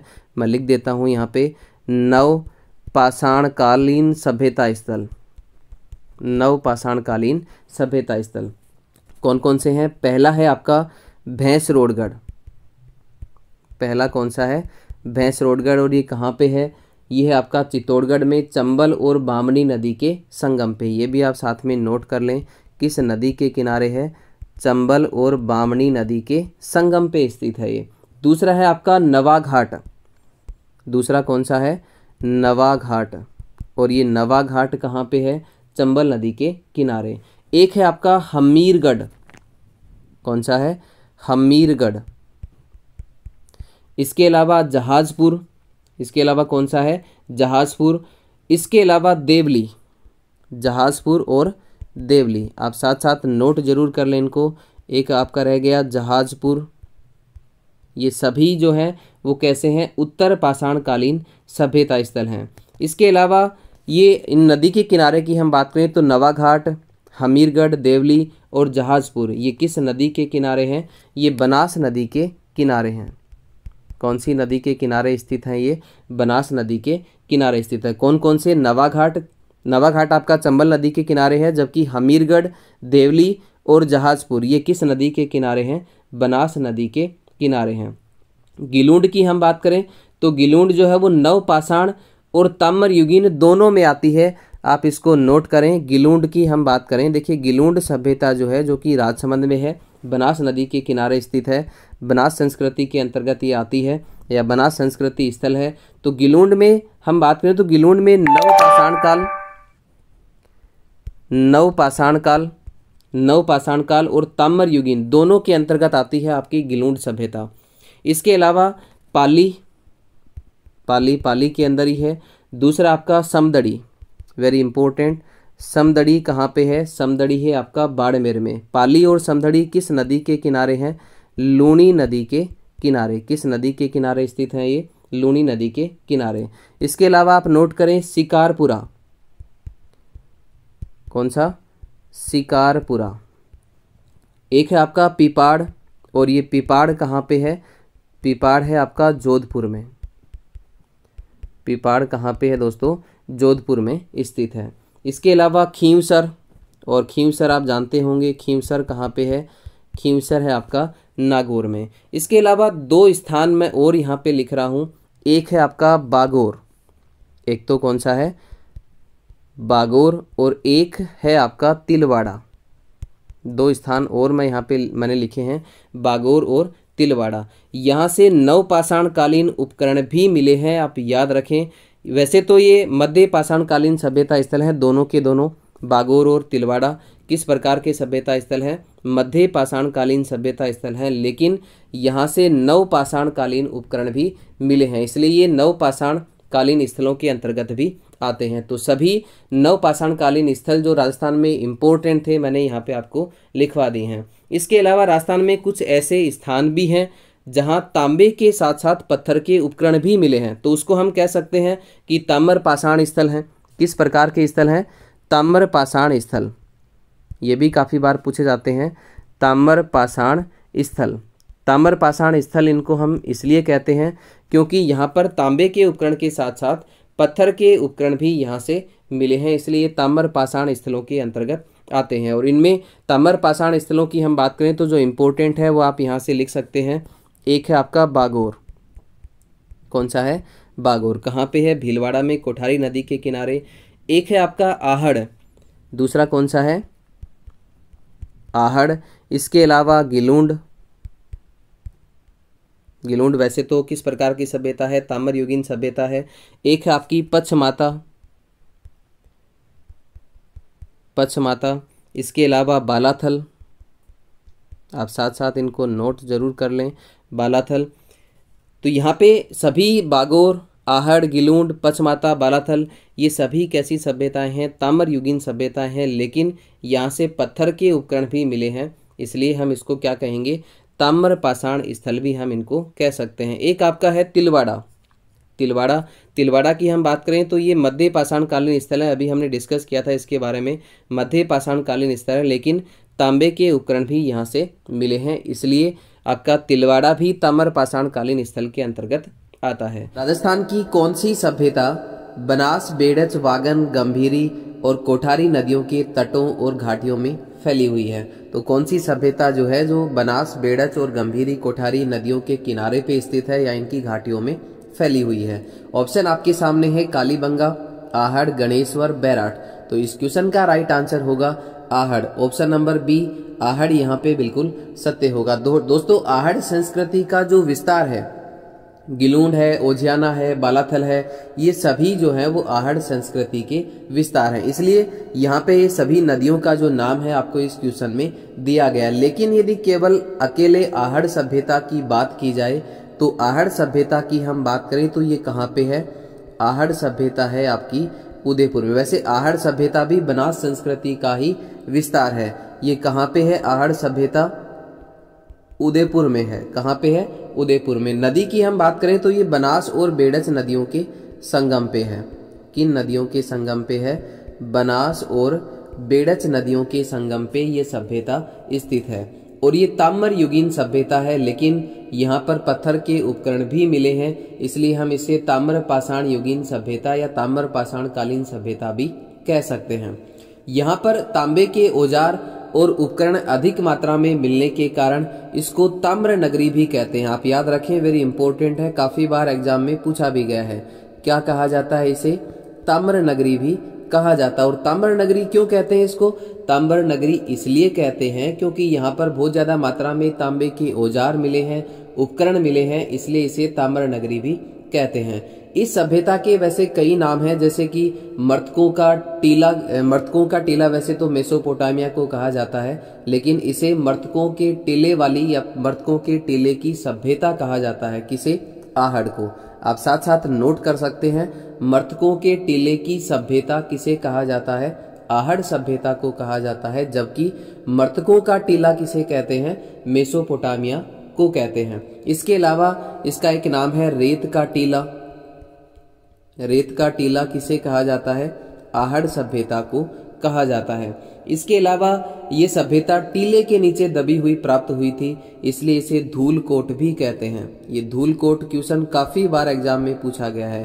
क्या कहते हैं इसको? धूलकोट कहते हैं। क्यों कहते हैं धूलकोट? क्योंकि ये सभ्यता रेत के टीले के नीचे दबी हुई प्राप्त हुई थी। इसके अलावा इसे आघाटपुर भी कहा जाता है। क्या कहते हैं इसे? आघाटपुर। ये सभी इस सभ्यता के नाम हैं। इसके अलावा एक शानदार बात मैं आपको यहाँ पे बताने वाला हूँ। यहाँ के लोग मृतक को गहनों और आभूषणों के साथ दफनाते थे। ये एक ऐसी सभ्यता है जहाँ पे मृतक को गहने और आभूषणों के साथ दफनाया जाता था। आवास की हम बात करें, यहाँ के जो मकान है वो किसके बने हुए हैं? तो आवास का जब हम देखें तो आवास जो है, यहाँ के मकान जो है उनको बनाने के लिए ईंटों का प्रयोग हुआ है, लेकिन ये ईंट जो है वो पकी हुई नहीं है। कैसी ईंटें हैं? कच्ची ईंटों का प्रयोग यहाँ पे किया गया है, या फिर आप कह सकते हैं धूप में सुखाई गई ईंटें।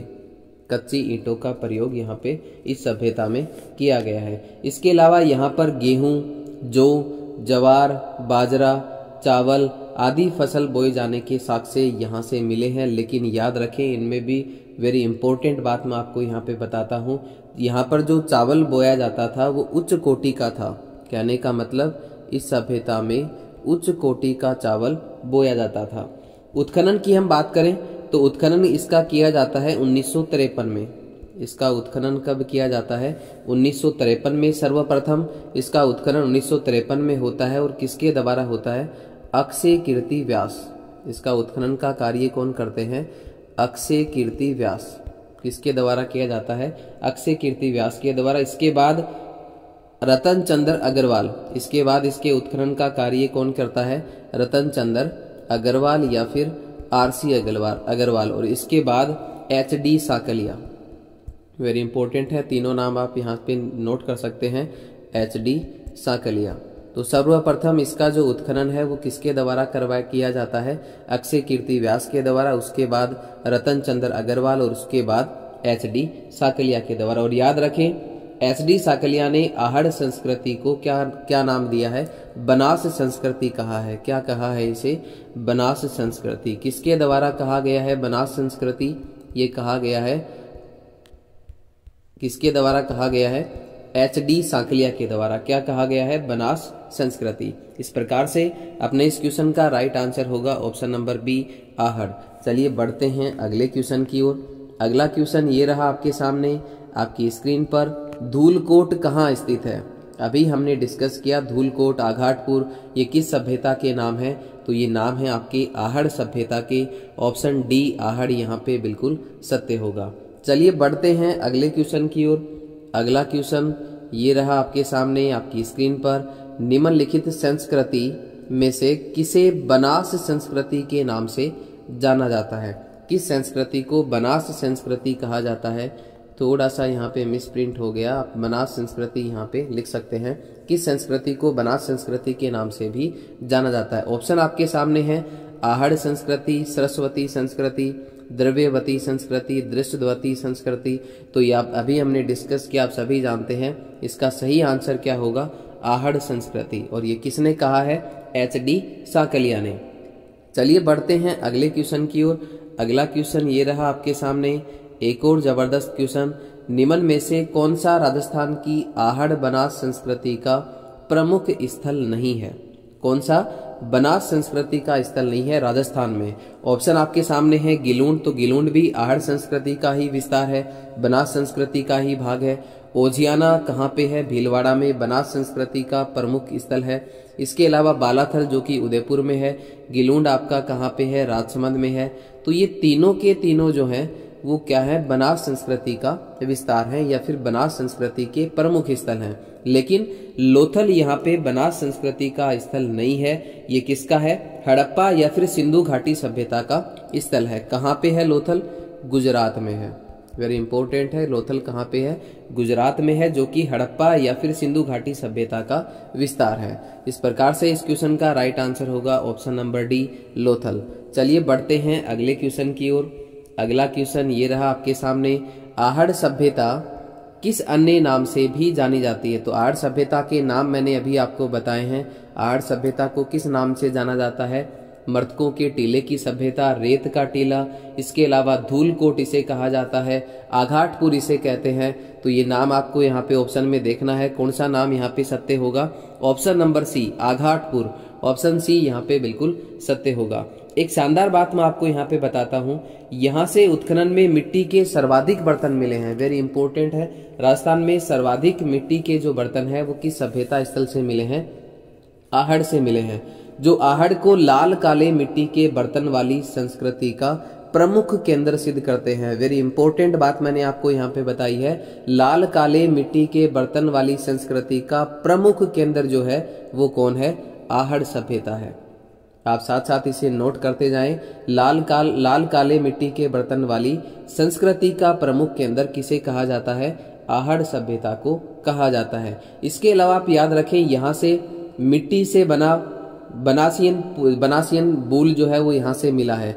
मिट्टी का बना बनासियन बूल मतलब होता है बैल, यहाँ से मिट्टी का बना बनासियन बूल मिला है। वेरी इंपॉर्टेंट है। और ईरान के साथ व्यापार करने के स्रोत यहाँ से मिले हैं। आहड़ से ईरान व्यापार करने के स्रोत यहाँ से प्राप्त हुए हैं। इस प्रकार से इस क्वेश्चन का राइट आंसर होगा ऑप्शन नंबर सी, आघाटपुर। चलिए बढ़ते हैं अगले क्वेश्चन की ओर। अगला क्वेश्चन ये रहा आपके सामने, आपकी स्क्रीन पर एक और जबरदस्त क्वेश्चन आपके सामने। निम्नलिखित स्थानों में से किसे ताम्रवती नगरी के नाम से भी जाना जाता है? किसे ताम्रवती नगरी कहते हैं? तो अभी हमने क्वेश्चन के स्टार्टिंग में, क्लास के स्टार्टिंग में हमने डिस्कस किया, ताम्रवती नगरी किसे कहते हैं? आहड़ को कहते हैं। तो ऑप्शन आपके सामने है गिलूंड, बालाथल, कालीबंगा और आहड़। तो इस प्रकार से इस क्वेश्चन का राइट आंसर होगा ऑप्शन नंबर डी, आहड़। चलिए बढ़ते हैं अगले क्वेश्चन की ओर। अगला क्वेश्चन ये रहा आपके सामने, आपकी स्क्रीन पर। निम्नलिखित में से कौन सा पुरातात्विक स्थल उत्खननकर्ता से सही सुमेलित नहीं है? तो आपको ऑप्शन आपके सामने है, आहड़ सभ्यता का उत्खनन एच.डी. साकलिया के द्वारा, बिल्कुल सही है। Oceania, K. N.. Puri, Bairath, DR. Sahni मतलब दयाराम साहनी, ये भी यहाँ पे बिल्कुल सत्य है। बागोर सभ्यता का जो उत्खनन है वो किसके द्वारा किया गया? वी.एन. मिसर के द्वारा, ये बात भी यहाँ पे बिल्कुल सत्य है। तो इस क्वेश्चन का राइट आंसर होगा ओजियाना, के.एन. पुरी यहाँ पे रॉन्ग आंसर होगा। इसे के.एन. पुरी की हम बात करें तो के.एन. पुरी ने रेड सभ्यता, और ये रेड सभ्यता जो कि एक लोहा युगीन सभ्यता है, इसका उत्खनन जो है वो किसके द्वारा किया गया है? के.एन. पुरी के द्वारा किया गया है। थोड़ा सा ओजियाना के बारे में हम विस्तार से चर्चा कर लेते हैं। देखिए ओजियाना कहाँ पे है? ओजियाना है भीलवाड़ा में। ओजियाना सभ्यता स्थल जो है वो कहाँ पे स्थित है? भीलवाड़ा में स्थित है। और ये किस नदी के किनारे है? ये है आपका खारी नदी के किनारे, भीलवाड़ा में स्थित है। कहाँ पे है? भीलवाड़ा में। किस नदी के किनारे है? खारी नदी के किनारे। उत्खनन की हम बात करें तो इसका जो उत्खनन है वो किया जाता है 1999 से 2000 के मध्य इसका उत्खनन कार्य किया जाता है। और ये किसके द्वारा किया जाता है? बी.आर. मीणा। वेरी इंपॉर्टेंट है, बी.आर.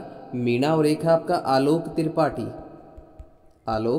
त्रिपाठी। इन दोनों के द्वारा, इन दोनों के निर्देशन में जो आपकी ओजियाना सभ्यता है इसका उत्खनन कार्य किया जाता है। किनके निर्देशन में? बी.आर. मीणा और दूसरा है आपका आलोक त्रिपाठी। भीलवाड़ा में स्थित है, खारी नदी के किनारे है। उत्खनन कब होता है? 1999 से लेकर के 2000 के मध्य। इस प्रकार से इस क्वेश्चन का राइट आंसर होगा ऑप्शन नंबर बी, चलिए बढ़ते हैं अगले क्वेश्चन की ओर।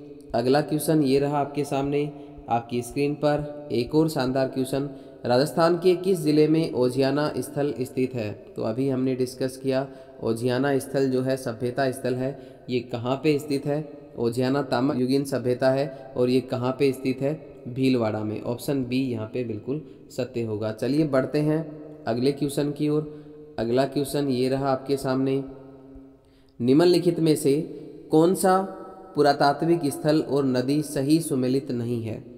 तो ऑप्शन आपके सामने है। जोधपुरा जो सभ्यता स्थल है, जोधपुरा सभ्यता स्थल है वो कहाँ किस नदी के किनारे है? साबी नदी के किनारे। बिल्कुल ये बात सत्य है। ओजियाना अभी हमने डिस्कस किया खारी नदी के किनारे है, ये बात भी यहाँ पे बिल्कुल सत्य है। कालीबंगा की हम बात करें तो कालीबंगा घग्गर नदी के किनारे है। यदि प्राचीन नदी पूछी जाए तो कौन सी नदी है? दृश्यद्वती नदी। और इससे भी प्राचीन नदी पूछी जाए तो कौन सी है? सरस्वती नदी के किनारे। तो यहाँ पे कालीबंगा घग्गर नदी के किनारे, ये बात भी यहाँ पे बिल्कुल सत्य है। बालाथल की हम बात करें तो बालाथल कातली नदी के किनारे नहीं है, क्योंकि कातली नदी कहाँ से निकलती है? सीकर ज़िले से निकलती है, जबकि आपका बालाथल कहाँ पे है? उदयपुर में। तो ये बात यहाँ पे बिल्कुल रोंग है, गलत है। इस क्वेश्चन का राइट आंसर होगा ऑप्शन नंबर डी, बालाथल कातली यहाँ पे बिल्कुल रोंग होगा। तो देखिए बालाथल सभ्यता जो है वो किस नदी के किनारे है? ये है आपकी गंभीरी और बेडच नदी के किनारे। जबकि कातली की हम बात करें तो कातली के किनारे दो सभ्यताएं हैं राजस्थान में। एक है आपकी गणेश्वर सभ्यता नीमखा थाना सीकर में, और दूसरी है आपकी सुनारी जो कि लोह युगीन सभ्यता है सुनारी, और सुनारी कहाँ पे है? झुंझुनू में है। इस प्रकार से इस क्वेश्चन का राइट आंसर बालाथल कातली यहाँ पे बिल्कुल रॉन्ग होगा।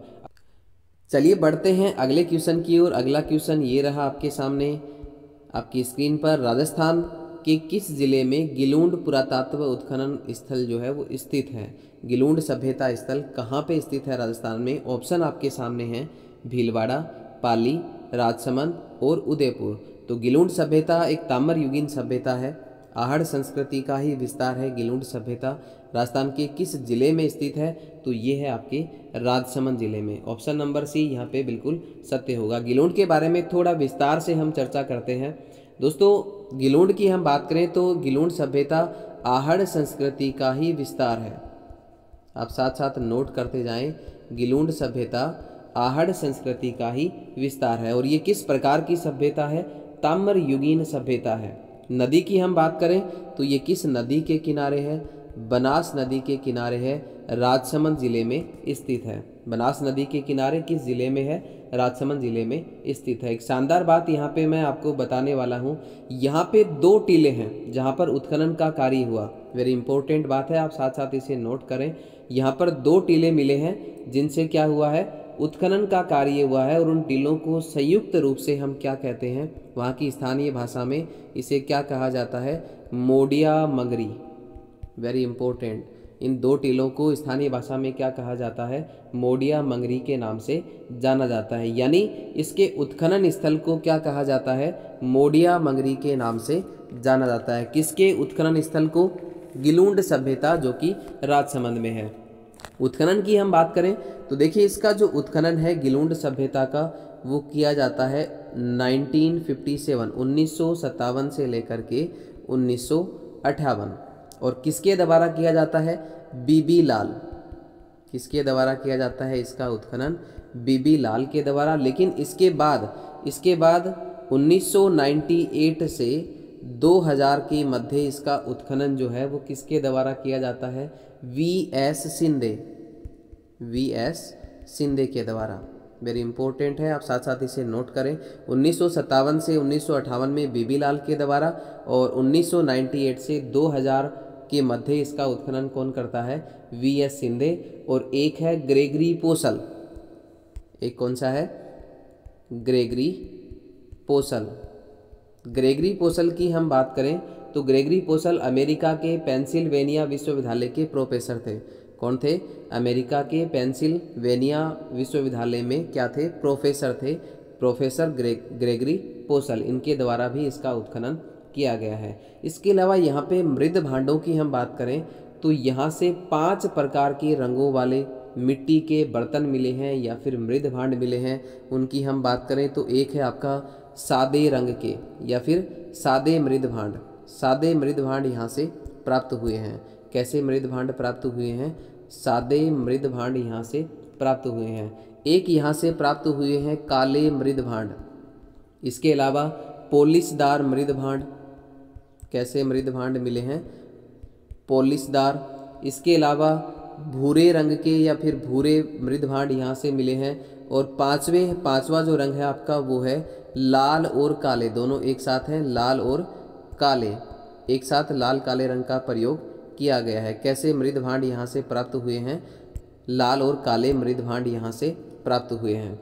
इसके अलावा आवास की बात करें तो देखिए यहाँ का जो आवास है गिलुंड सभ्यता का, आवास की हम बात करें तो यहाँ पे मकान बनाने के लिए पकी हुई ईंटों का प्रयोग किया गया है। और पकी हुई कैसी?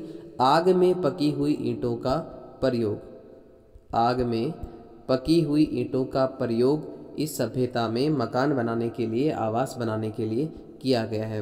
वेरी इंपॉर्टेंट है, आग में पकी हुई ईंटों का प्रयोग, जबकि आहड़ में हमने धूप में सुखाई गई ईंटों का प्रयोग किया था। इसके अलावा यहाँ से उत्खनन में मिट्टी के खिलौने, कैसे खिलौने मिले हैं? मिट्टी के खिलौने यहाँ से प्राप्त हुए हैं। उत्खनन में मिट्टी के खिलौने। एक यहाँ से मिला है हाथी दांत की चूड़ियाँ। याद रखें, हाथी दांत का पहले भी हमने जिक्र किया था। हाथी दांत का जो कंगा है वो कहाँ से मिला है? कालीबंगा से मिला है। जबकि हाथी दांत की चूड़ियाँ कहाँ से मिली हैं? गिलुंड सभ्यता से मिली हैं। इसके अलावा पत्थर की गोलियाँ, पत्थर की गोलियाँ यहाँ से मिली हैं गिलुंड सभ्यता से। यह आपको यहाँ से नोट कर सकते हैं। इस प्रकार से इस क्वेश्चन का राइट आंसर होगा ऑप्शन नंबर सी, राजसमंद।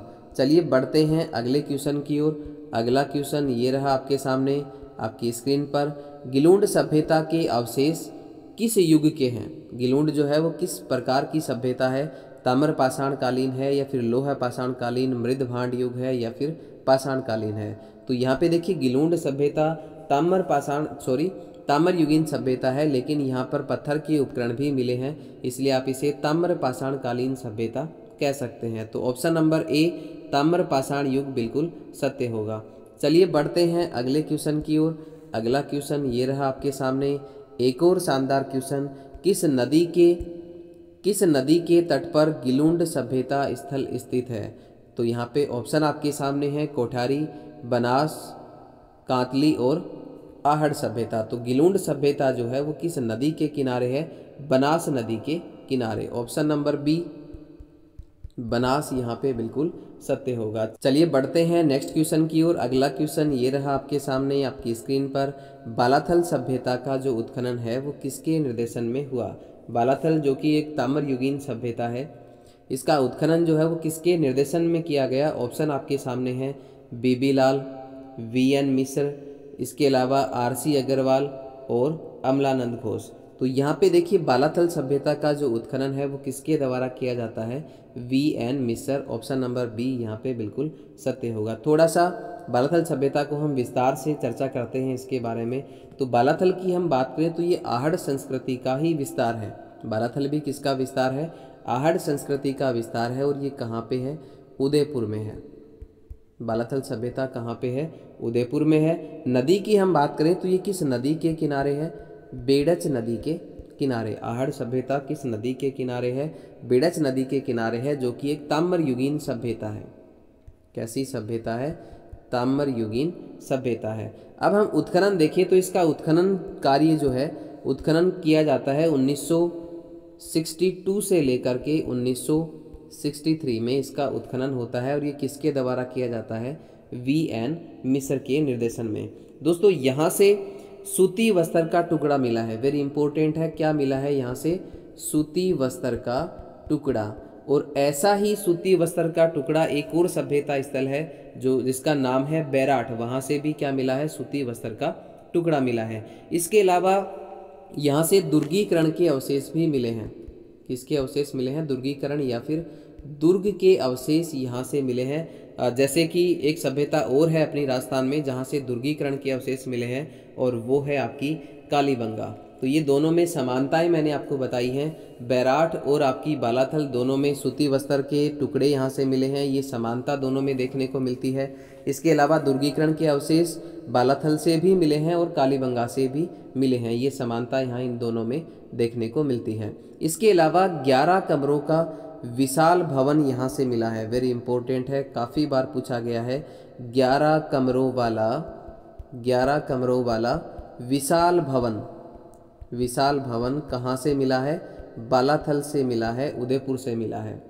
यहाँ पे मृद भांड की हम बात करें तो यहाँ से जो मृद भांड मिले हैं वो चमकदार पॉलिश वाले हैं। यहाँ के जो मृद भांड हैं वो कैसे हैं? चमकदार पॉलिश वाले। आप साथ साथ नोट करते जाएं, इन पे चमकदार पॉलिश की गई है। चमकदार पॉलिश वाले मृद भांड यहाँ से मिले हैं। बालाथल वैसे देखिए तो ताम्र युगीन सभ्यता है या फिर ताम्र पाषाण कालीन स्थल है, लेकिन यहाँ से लोह युगीन सभ्यता के भी अवशेष मिले हैं। जो आपकी बालाथल है वो ताम्र युगीन सभ्यता है, क्योंकि इसके अलावा मैं ये कह सकता हूँ कि यहाँ से पाषाण कालीन या फिर पाषाण के उपकरण भी मिले हैं, इसलिए से हम ताम्र पाषाण कालीन सभ्यता भी कह सकते हैं। लेकिन यहाँ से लोह युगीन सभ्यता के भी अवशेष मिले हैं, क्योंकि यहाँ से लोहा गलाने की कितनी भट्टियाँ मिली हैं? 5 भट्टियाँ यहाँ से मिली हैं लोहा गलाने की। लोहा गलाने की भट्टियाँ जो है वो और सभ्यता से भी मिलती हैं, जैसे कि आपकी लोहा युगीन सभ्यता है सुनारे से भी क्या मिले हैं? लोहा गलाने की भट्टियाँ मिली हैं। लेकिन यहाँ से भी लोहा युगीन सभ्यता के अवशेष प्राप्त हुए हैं, कहाँ से? बालाथल से। तो चलिए बढ़ते हैं अगले क्वेश्चन की ओर। अगला क्वेश्चन ये रहा आपके सामने आपकी स्क्रीन पर। गणेश्वर सभ्यता का विकास किस नदी के किनारे हुआ? गणेश्वर की हमने थोड़ी देर पहले बात की। गणेश्वर सभ्यता जो है वो किस नदी के किनारे है? ऑप्शन आपके सामने है, घग्गर नदी, कातली नदी, लूनी या फिर बनास। तो गणेश्वर सभ्यता जो कि नीम का थाना में स्थित है, सीकर जिले में स्थित है, किस नदी के किनारे है? काटली नदी के किनारे है। अब गणेश्वर की थोड़ी सी विस्तार से चर्चा हम करते हैं। ये ताम्र युगीन सभ्यता है। कैसी सभ्यता है? ताम्र युगीन सभ्यता। गणेश्वर किस प्रकार की सभ्यता है? ताम्र युगीन। कहाँ पे स्थित है? नीम का थाना, सीकर में। किस नदी के किनारे है? काटली नदी के किनारे। इसे ताम्र युगीन सभ्यताओं की जननी कहा जाता है, वेरी इंपॉर्टेंट है। क्या कहा जाता है? ताम्र युगीन सभ्यताओं की जननी। आप साथ साथ नोट करते जाएं, ताम्र युगीन सभ्यताओं की जननी कहा जाता है किसे? गणेश्वर सभ्यता को। इसके अलावा इसे ताम्र संचयी सभ्यता भी कहते हैं, वेरी इंपॉर्टेंट है। क्या कहते हैं इसको? ताम्र संचयी सभ्यता। किसे कहा जाता है? ताम्र संचयी सभ्यता गणेश्वर सभ्यता को कहा जाता है। इसके अलावा इसे हम पुरातत्व का पुष्कर भी कहते हैं। क्या कहते हैं? पुरातत्व का पुष्कर कहा जाता है। किसे कहा जाता है? पुरातत्व का पुष्कर गणेश्वर सभ्यता को कहा जाता है। उत्खनन की हम बात करें तो इसका जो उत्खनन है वो 1972 में किया जाता है। कब किया जाता है? 1972 में। किसके निर्देशन में? RC अग्रवाल के निर्देशन में। इसका उत्खनन कार्य किसके निर्देशन में किया जाता है? RC अग्रवाल के निर्देशन में किया जाता है। लेकिन उत्खनन का जो कार्य है वो कब होता है? 1977 से लेकर के 1978 के बीच होता है। किसके द्वारा किया जाता है उत्खनन? RC अग्रवाल, और एक नाम है आपका विजय कुमार, एक है आपका विजय कुमार। इन दोनों के द्वारा यहाँ पे उत्खनन का कार्य किया जाता है। किसके द्वारा किया जाता है उत्खनन का कार्य? RC अग्रवाल, और दूसरा है आपका विजय कुमार। इन दोनों के द्वारा यहाँ पे उत्खनन का कार्य किया जाता है। आवास की हम बात करें तो ये राजस्थान में एकमात्र सभ्यता है जिसमें मकान बनाने के लिए किसी भी प्रकार की ईंट का प्रयोग नहीं किया गया है। ईंट का प्रयोग यहाँ पे बिल्कुल भी नहीं किया गया है। मकान बनाने के लिए या फिर बांध बनाने के लिए किसका उपयोग यहाँ किया गया है? यहाँ पे पत्थरों का प्रयोग किया गया है। पत्थरों से बना बांध भी यहाँ पे मिला है काटली नदी पे। तो यहाँ पे केवल ईंटों का प्रयोग नहीं हुआ है, केवल किसका प्रयोग हुआ है? पत्थरों का प्रयोग हुआ है। इसके अलावा यहाँ से तांबे का जो व्यापार है वो कहाँ होता था? हड़प्पा और मोहनजोदड़ो में होता था। ऐसा अवशेष यहाँ से प्राप्त हुए हैं या फिर स्रोत यहाँ से प्राप्त हुए हैं। चलिए बढ़ते हैं अगले क्वेश्चन की ओर। अगला क्वेश्चन ये रहा आपके सामने, राजस्थान की किस सभ्यता को ताम्र संचयी सभ्यता के नाम से भी जाना जाता है? ऑप्शन आपके सामने है गणेश्वर, बागोर, गिलूंड और आहड़। तो अभी हमने डिस्कस किया ताम्र संचयी सभ्यता किसे कहा जाता है, गणेश्वर सभ्यता को कहा जाता है। इस प्रकार से इस क्वेश्चन का राइट आंसर होगा ऑप्शन ए गणेश्वर।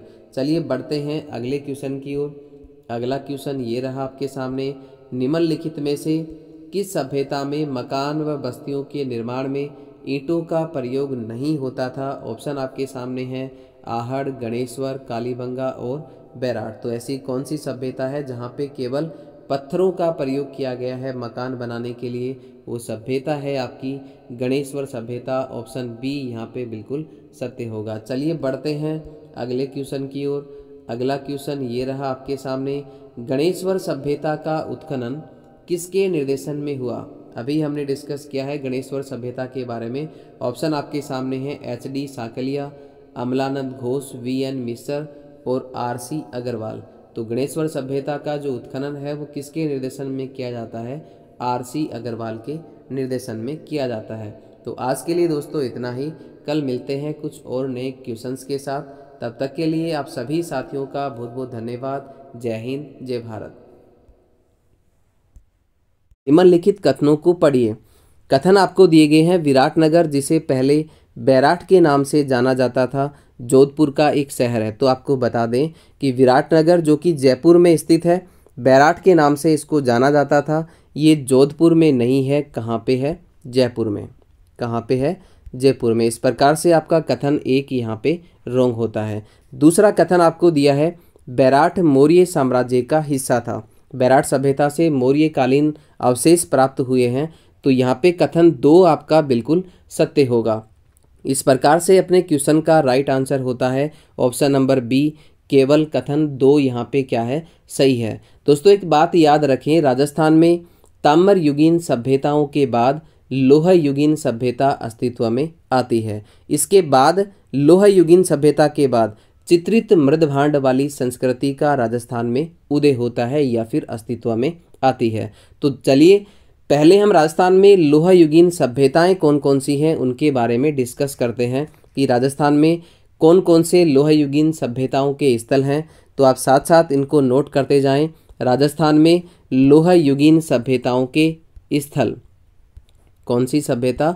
लोह युगीन सभ्यता के जो स्थल हैं राजस्थान में कौन कौन से हैं? उनमें पहला है आपका विराटनगर। विराटनगर कहाँ पे है? जयपुर में। इसके अलावा दूसरा जो है आपका सुनारी। सुनारी कहाँ पे है? सुनारी है झुंझुनू में। इसके अलावा जोधपुरा, तीसरा है आपका जोधपुरा जो कि जयपुर में स्थित है। चौथा है आपका ईसवाल। ईसवाल कहाँ पे है? ईसवाल उदयपुर में है। और पांचवे की हम बात करें तो पांचवा है आपका नोह, भरतपुर में। और एक बच गया आपका रेड। तो ये सभी के सभी राजस्थान में लोह युगीन सभ्यता के स्थल हैं। इसके बाद आती है आपकी चित्रित मृदभांड वाली संस्कृति। तो राजस्थान में चित्रित मृदभांड वाली संस्कृति जो है उसके स्थल कौन कौन से हैं? राजस्थान में चित्रित मृदभांड वाली संस्कृति, चित्रित मृदभांड संस्कृति के जो स्थल हैं राजस्थान में वो कौन कौन से हैं? पहला है आपका विराटनगर, कुछ तो इनमें से ही हैं, विराटनगर। एक है आपका सुनारी। इसके अलावा नोह, नोह कहाँ पे है? भरतपुर में। और एक है आपका जोधपुरा। यहाँ से चित्रित मृदभांड वाली संस्कृति के अवशेष भी यहाँ से प्राप्त हुए हैं। तो चलिए सबसे पहले हम चर्चा करते हैं लोह युगीन सभ्यताओं की, और इनमें भी सबसे पहले हम डिस्कस करेंगे विराटनगर की। विराटनगर जिसे बैराट के नाम से जाना जाता है, जो कि जयपुर में स्थित है। विराटनगर की हम बात करें तो ये लोह युगीन सभ्यता है। और ये कैसी सभ्यता है दोस्तों? ग्रामीण सभ्यता है, ना कि नगरीय सभ्यता है। आप साथ साथ नोट करते जाएं। बैराट जो है वो किस प्रकार की सभ्यता है? ग्रामीण सभ्यता है, जो प्राचीन समय में मत्स्य जनपद की राजधानी हुआ करता था। वेरी इंपॉर्टेंट है, विराटनगर किसकी राजधानी हुआ करता था? मत्स्य जनपद की राजधानी। कौन हुआ करता था? मत्स्य जनपद की राजधानी विराटनगर। और किस प्रकार की सभ्यता है? लोह युगीन सभ्यता है। नदी की हम बात करें तो विराटनगर सभ्यता जो है वो किस नदी के किनारे है? ये है आपकी बाणगंगा नदी के किनारे। किस नदी के किनारे स्थित है? बाणगंगा नदी के किनारे। मृदभांड की हम यहाँ से बात करें तो यहाँ से स्लेटी रंग के चित्रित मृदभांड प्राप्त हुए हैं। कैसे मृदभांड यहाँ से मिले हैं? स्लेटी रंग के चित्रित मृदभांड यहाँ से प्राप्त हुए हैं। इसका मतलब मैं ये कह सकता हूँ कि ये स्लेटी रंग के चित्रित मृदभांड की संस्कृति का केंद्र भी रहा है। दोस्तों, इस सभ्यता के जो अवशेष हैं वो बीजक की पहाड़ी, इसके अलावा भीम की डूंगरी, महादेव जी की डूंगरी, यहाँ से इस सभ्यता के अवशेष प्राप्त हुए हैं। आगे हम देखते हैं कि इसका जो उत्खनन कार्य है वो किसके द्वारा किया गया। तो इसका उत्खनन कार्य दयाराम साहनी, वेरी इंपॉर्टेंट है, दयाराम साहनी। इसके अलावा नील रत्न बनर्जी और एक नाम और मिलता है कैलाशनाथ दीक्षित। तीनों ही नाम यहाँ पे बहुत ही इम्पोर्टेंट हैं, कैलाशनाथ दीक्षित। इन तीनों के द्वारा यहाँ पे उत्खनन का कार्य किया जाता है। और याद रखें, दयाराम साहनी यहाँ पे उत्खनन का जो कार्य है वो किसके द्वारा किया जाता है? दयाराम साहनी के द्वारा 1936 से लेकर के 1937 के मध्य वरहद स्तर पे जो इसका उत्खनन है वो केवल और केवल दयाराम साहनी के द्वारा ही किया जाता है। इसके अलावा 1962 से लेकर के 1962 से लेकर के 1963 के मध्य यहाँ पे उत्खनन का जो कार्य है वो किसके निर्देशन में होता है? नील रतन बनर्जी और कैलाशनाथ दीक्षित के निर्देशन में। इसके अलावा हम बात करें तो यहाँ से हड़प्पा सभ्यता और मौर्य काल के अवशेष प्राप्त होते हैं। वेरी इंपॉर्टेंट है, आप साथ साथ नोट करते जाएं। यहाँ से किसके अवशेष मिलते हैं? हड़प्पा और मौर्य काल के अवशेष कहाँ से प्राप्त होते हैं? बैराट सभ्यता से प्राप्त होते हैं। इसके अलावा यहाँ से गोल चैत्य ग्रह, वेरी इंपॉर्टेंट है, क्या प्राप्त होता है? गोल चैत्य ग्रह, जिसको हम कहते हैं गोल मंदिर, जो कि एक पूजा स्थल है, गोल मंदिर। इसके अलावा अशोक का जो शिलालेख है वो यहाँ से, या अशोक का स्तंभ जो है, अशोक स्तंभ जो है वो यहाँ से प्राप्त होता है। गोल चैत्य ग्रह या फिर गोल मंदिर या फिर अशोक स्तंभ यहाँ से प्राप्त होता है। गोल चैत्य मंदिर की हम बात करें तो ये बौद्ध धर्म से संबंधित है और बौद्ध धर्म दो शाखाओं में विभाजित था। एक है आपकी हीनयान शाखा और एक है महायान शाखा। तो गोल चैत्य मंदिर जो है, गोल चैत्य मंदिर या फिर गोल मंदिर, ये किस शाखा से संबंधित है? ये आपका हीनयान शाखा से संबंधित है। वेरी इंपॉर्टेंट है, जो आपका गोल चैत्य मंदिर बैराट से मिला है वो किस शाखा से संबंधित है? ये है आपका हीनयान शाखा से। और याद रखें, बैराट के समीप बीजक की पहाड़ी से अशोक का भाब्रू अभिलेख, वेरी इंपॉर्टेंट है, क्या मिला है? अशोक का भाब्रू अभिलेख जो है वो कहाँ से मिला है? बैराट के समीप बीजक की पहाड़ी से भाब्रू अभिलेख मिला है, जिसकी खोज 1837 में की जाती है। कब की जाती है? 1837 में। किसके द्वारा? कैप्टन बर्ट के द्वारा। इसकी खोज किसके द्वारा की जाती है? कैप्टन बर्ट के द्वारा। ये अभिलेख जो है वो कहाँ से मिला है? बैराट के समीप बीजक की पहाड़ी से, जो कि अशोक को बौद्ध धर्म का अनुयायी होने का सबसे पुख्ता प्रमाण माना जाता है। वेरी इंपॉर्टेंट है, आप साथ साथ इसको नोट करते जाएं। इसके अलावा यहाँ से 6 से 7 कमरों का विशाल खंडर नुमा भवन, क्या मिला है? खंडर नुमा भवन यहाँ से प्राप्त हुआ है, जो कि बौद्ध मठ माना जाता है, जिसे क्या माना गया है? बौद्ध मठ के रूप में जाना गया है। इस प्रकार से बैराट सभ्यता की बेसिक जानकारियाँ हमने पढ़ी। चलिए बढ़ते हैं अगले क्वेश्चन की ओर। अगला क्वेश्चन ये रहा आपके सामने, एक और शानदार क्वेश्चन।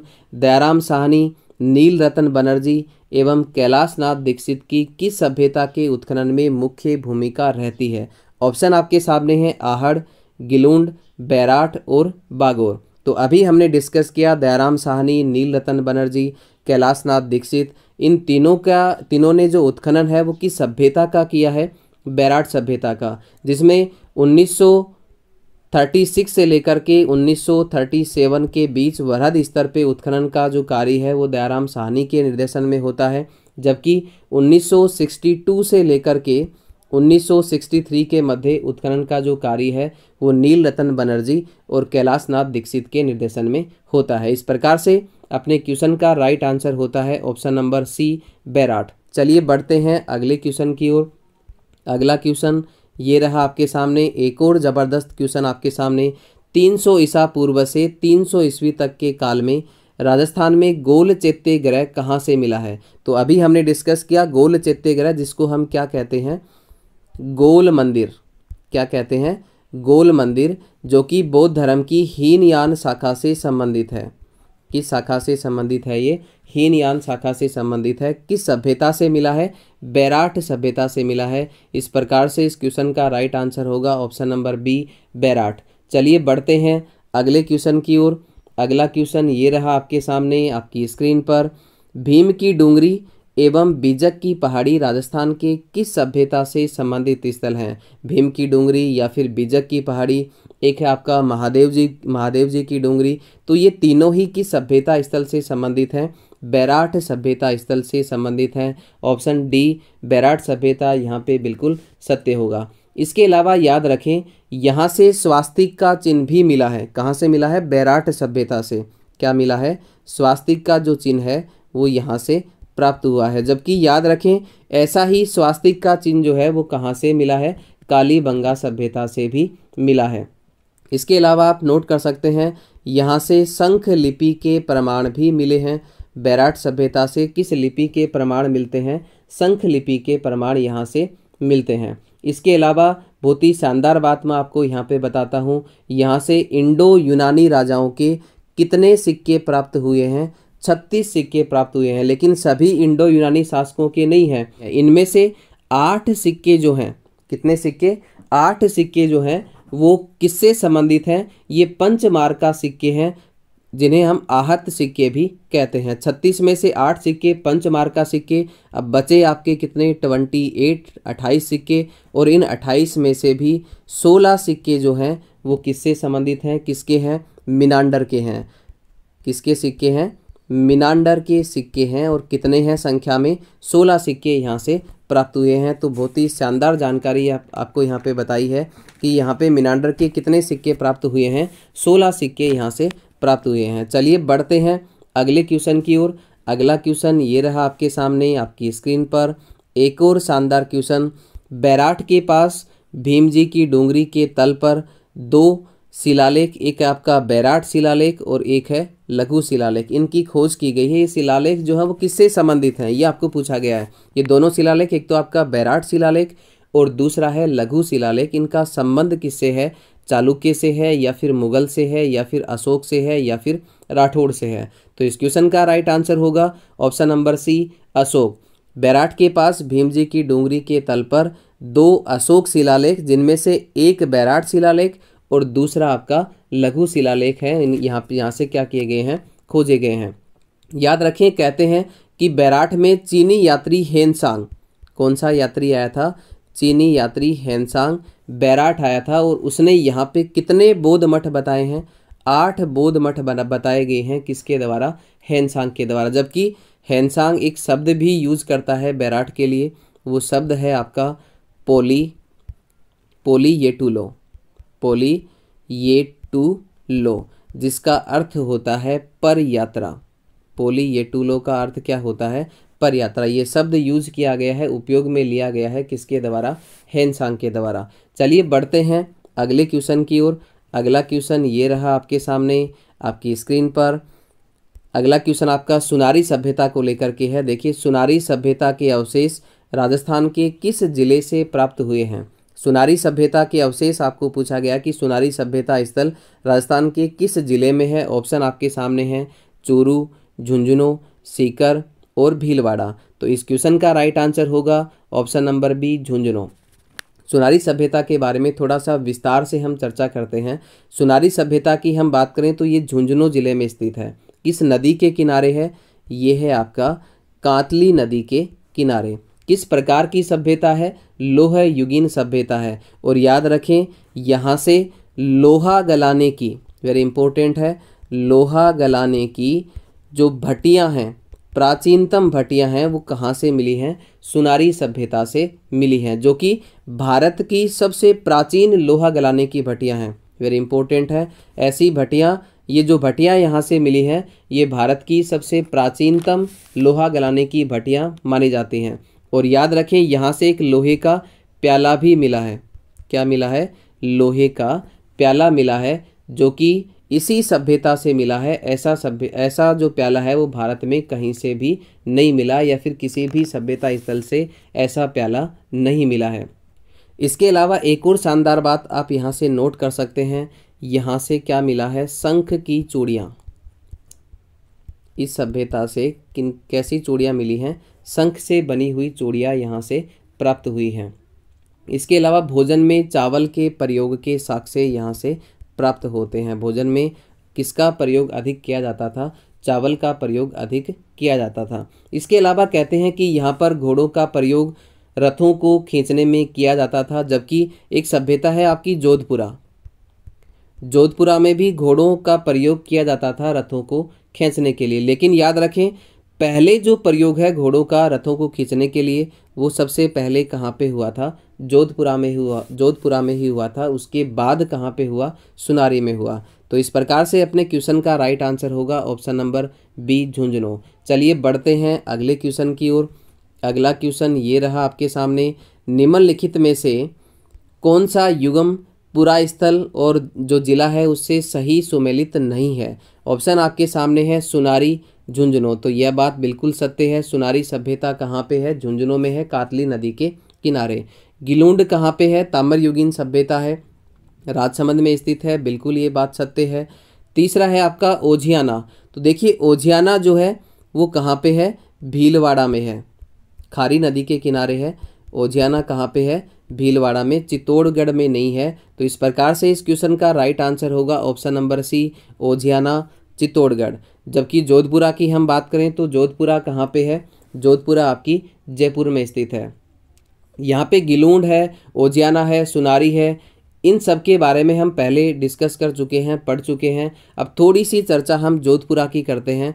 जोधपुरा जो कि एक लोहा युगीन सभ्यता है। दोस्तों जोधपुरा की हम बात करें तो जोधपुरा कहाँ पे है? जयपुर में स्थित है। ये कहाँ पे है? जयपुर में। जयपुर जिले की तहसील कोटपुतली तहसील, कौन सी तहसील में है? कोटपुतली तहसील में ये सभ्यता स्थल स्थित है। नदी की हम बात करें तो ये किस नदी के किनारे है? साबी नदी के किनारे है। और किस प्रकार की सभ्यता है ये? लोह युगीन सभ्यता है जोधपुरा। इसके अलावा इसके कुछ उपनाम भी मिलते हैं, बहुत ही शानदार नाम आपको यहाँ पे बताता हूँ जोधपुरा सभ्यता के, और वो नाम है आपके धरतुल। क्या नाम है? धरतुल। और इसके अलावा एक है आपका घरतुल।